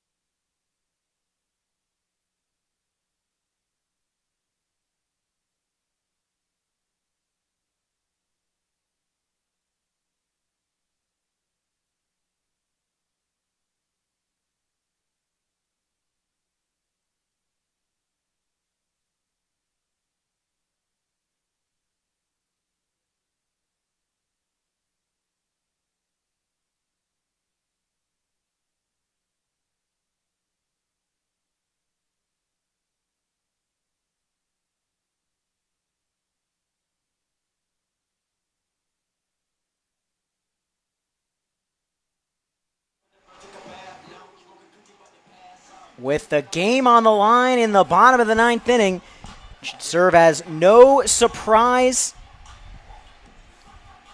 to anyone that knows the Valley League that the Purcellville Cannons' Anthony Zimmerman will have the baseball, and what Zimmerman has been in the Valley League this year has been nothing short of utter dominance. 13 and a third innings, first pitch strike. 13 in the third innings, he has allowed 4 hits, walked 3, struck out 27, and has 7 saves in 11 appearances. And of the 4 appearances he didn't get a save, he got a win, swing and a miss, and the count is 0-2. Also struck out 2 in a scoreless inning in the All-Star game, which was 8 nights ago in the Valley League. No balls, 2 strikes is the count on Carrie Carpenter. As the 0-2 pitch, Carpenter swings and misses, and Zimmerman gets ahead in the count. Gets ahead in the inning, I should say. There's 1 gone in the frame, as that will bring up the Sanford River Rat, Josh Crouch. Hey, I just want to do a quick correction. Thanks, Lance. It's Simonite. Lance, the coach of the Stanton Braves, chimes in. We've been saying it wrong. It's last name's pronounced like dynamite, Simonite. And I think it's Simonite. Simonite. Better still. Which Look at it, rhymes and is cool. And dynamite he has been tonight for the Valley League behind the plate.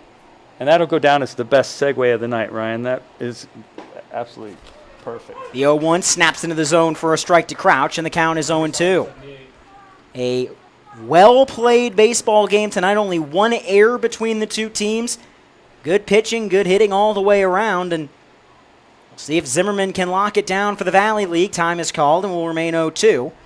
Again, we will get underway 10 a.m. tomorrow. It will be Ripken versus SCBL. And at 1 o'clock, join us here on the Florida League Facebook page. For those of you in the Florida League, as a swing and a miss by Crouch puts the Valley within and out of the victory.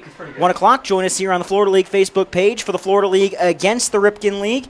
And then the finale, it will be the Sunbelt League taking on the Valley at 4 o'clock Eastern Standard Time for those of you that are joining us from outside the East Coast.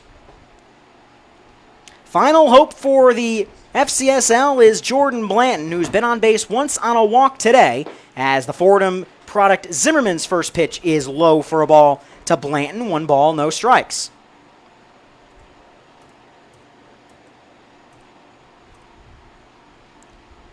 Count is 1-0. That 1-0 pitch in there for a strike, and the count has evened 1-1.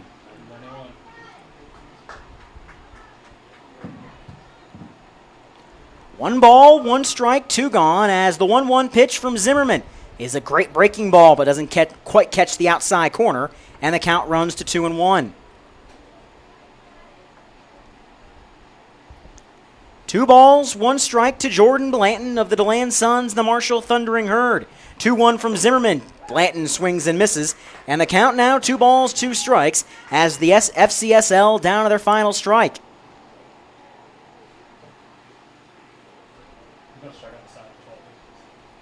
2 balls, 2 strikes, 2 outs, the 2-2. Blanton fouls it off to keep the game going for at least one more pitch. Count remains 2 balls, 2 strikes, 2 outs. So a little before 1 o'clock on the Florida League Facebook page, we'll have the game tomorrow. And touch before 4 on the Valley League page for the Valley against the Sun Belt to finish off the prospect showcase. The 2-2 pitch, breaking ball high and tight. And Blanton has worked the count full, 3-2.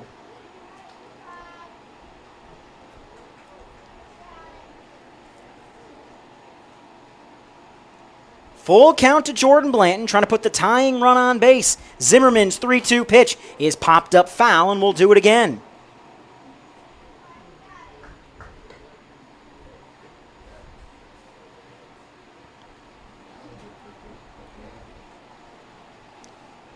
Three balls, 2 strikes, and 2 outs.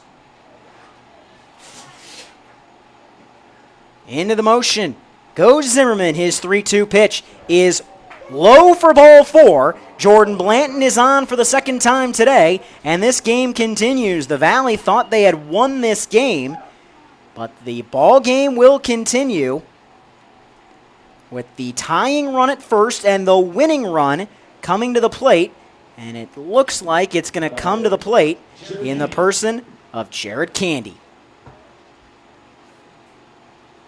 Blanton runs well, but I would be shocked to see him running.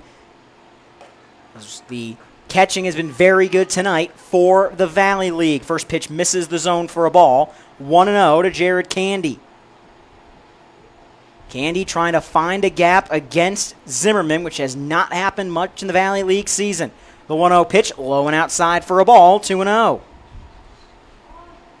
Nice block up there by Riley Wash, keeping the ball in front of him on an outside breaking ball in the what would be dirt, but it's artificial turf, keeping Blanton at first base and out of scoring position.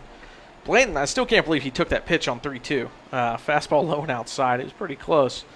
But obviously he saw it. It was a ball, and now he's on first base. And Jared Candy was 2 hits on the night, including a huge triple back in the, I believe it was the 6th inning. Let's see if he can come through with some magic again for the Florida League and tie this baby up. Pitch upstairs for a ball, 3-0. Behind Candy in the order is Andrew Lebowski, followed by Sadler Goodwin. To try to do something for the Florida League in the bottom of the 9th inning. The 3-0 taking all the way for a strike is Candy. Count now 3-1. Entertaining baseball game tonight from Ron Christopher Stadium. Valley leading 5-4. A 3-1 pitch coming. It is low, ball 4, and the winning run is on first for the Florida League. Zimmerman coming into this game only had 3 walks in 12 1/3 innings pitched. He now has 2 walks in 2/3 of an inning against the Florida League here. He was in complete command with 2 strikeouts on 6 pitches to lead things off, but Blanton and Candy with a couple real nice at-bats laying off tough pitches. And that puts Andrew Lebowski, the left-handed hitting Andrew Lebowski, in a big spot here. He's one of only 3 left-handed hitters on this Florida League roster.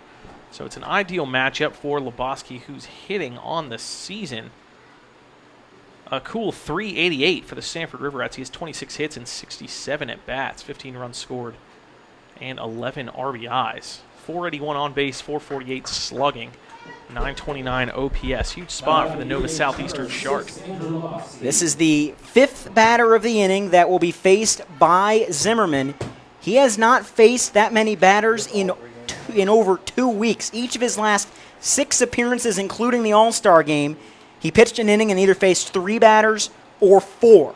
This is the first time since a 6-5 loss for the Cannons to the Charlottesville Tom Sox all the way back on July the 1st that he faced more than 4 batters in an inning.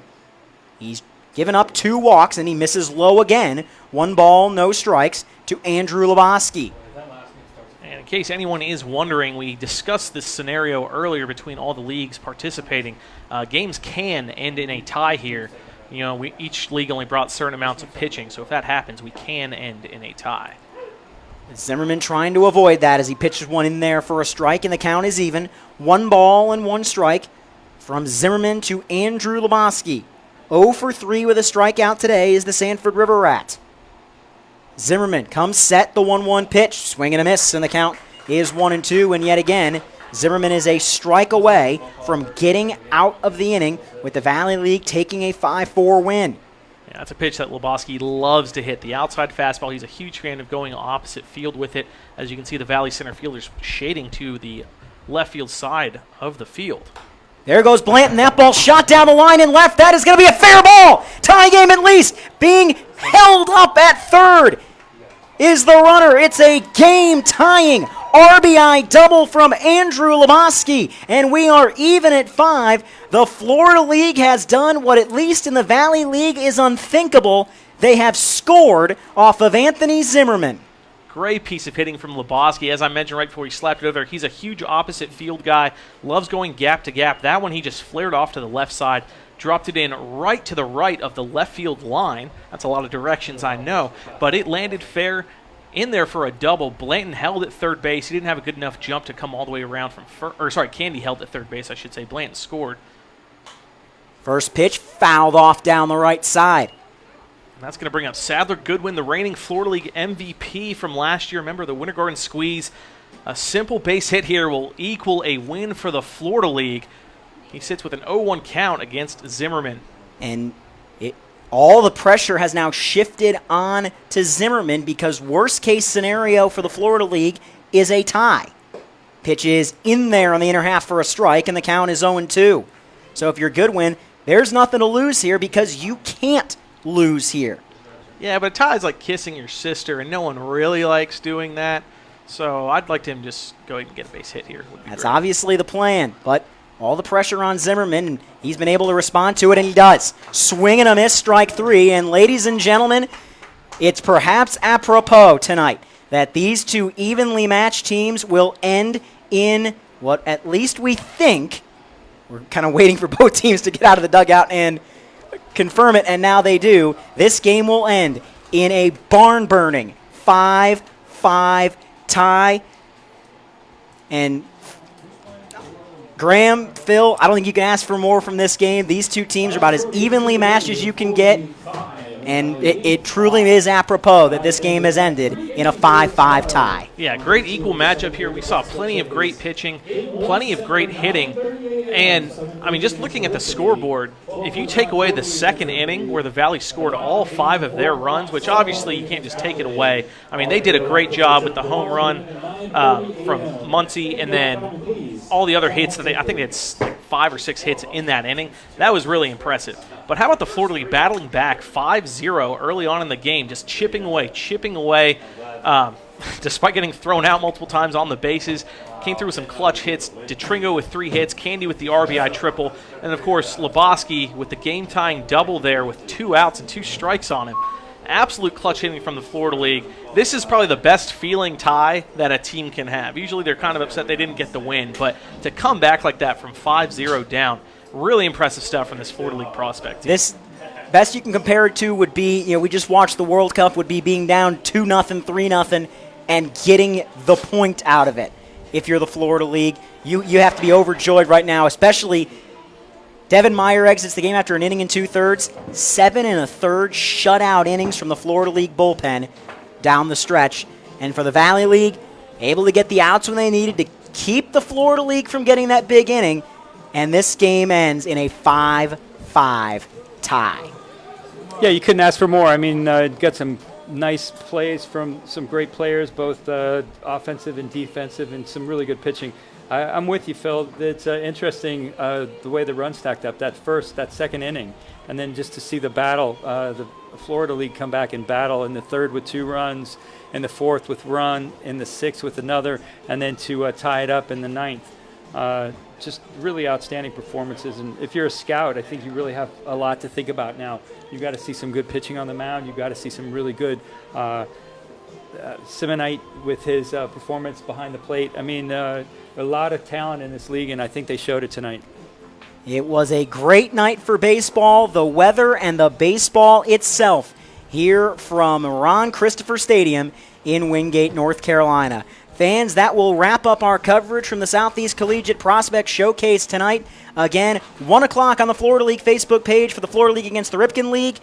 4 o'clock on the Valley Baseball League Facebook page for the Valley League against the Sunbelt League. I'd like to thank Mr. Graham Knight for allowing us to combine resources here and put together this broadcast for you for fans of the Valley League and the Florida League.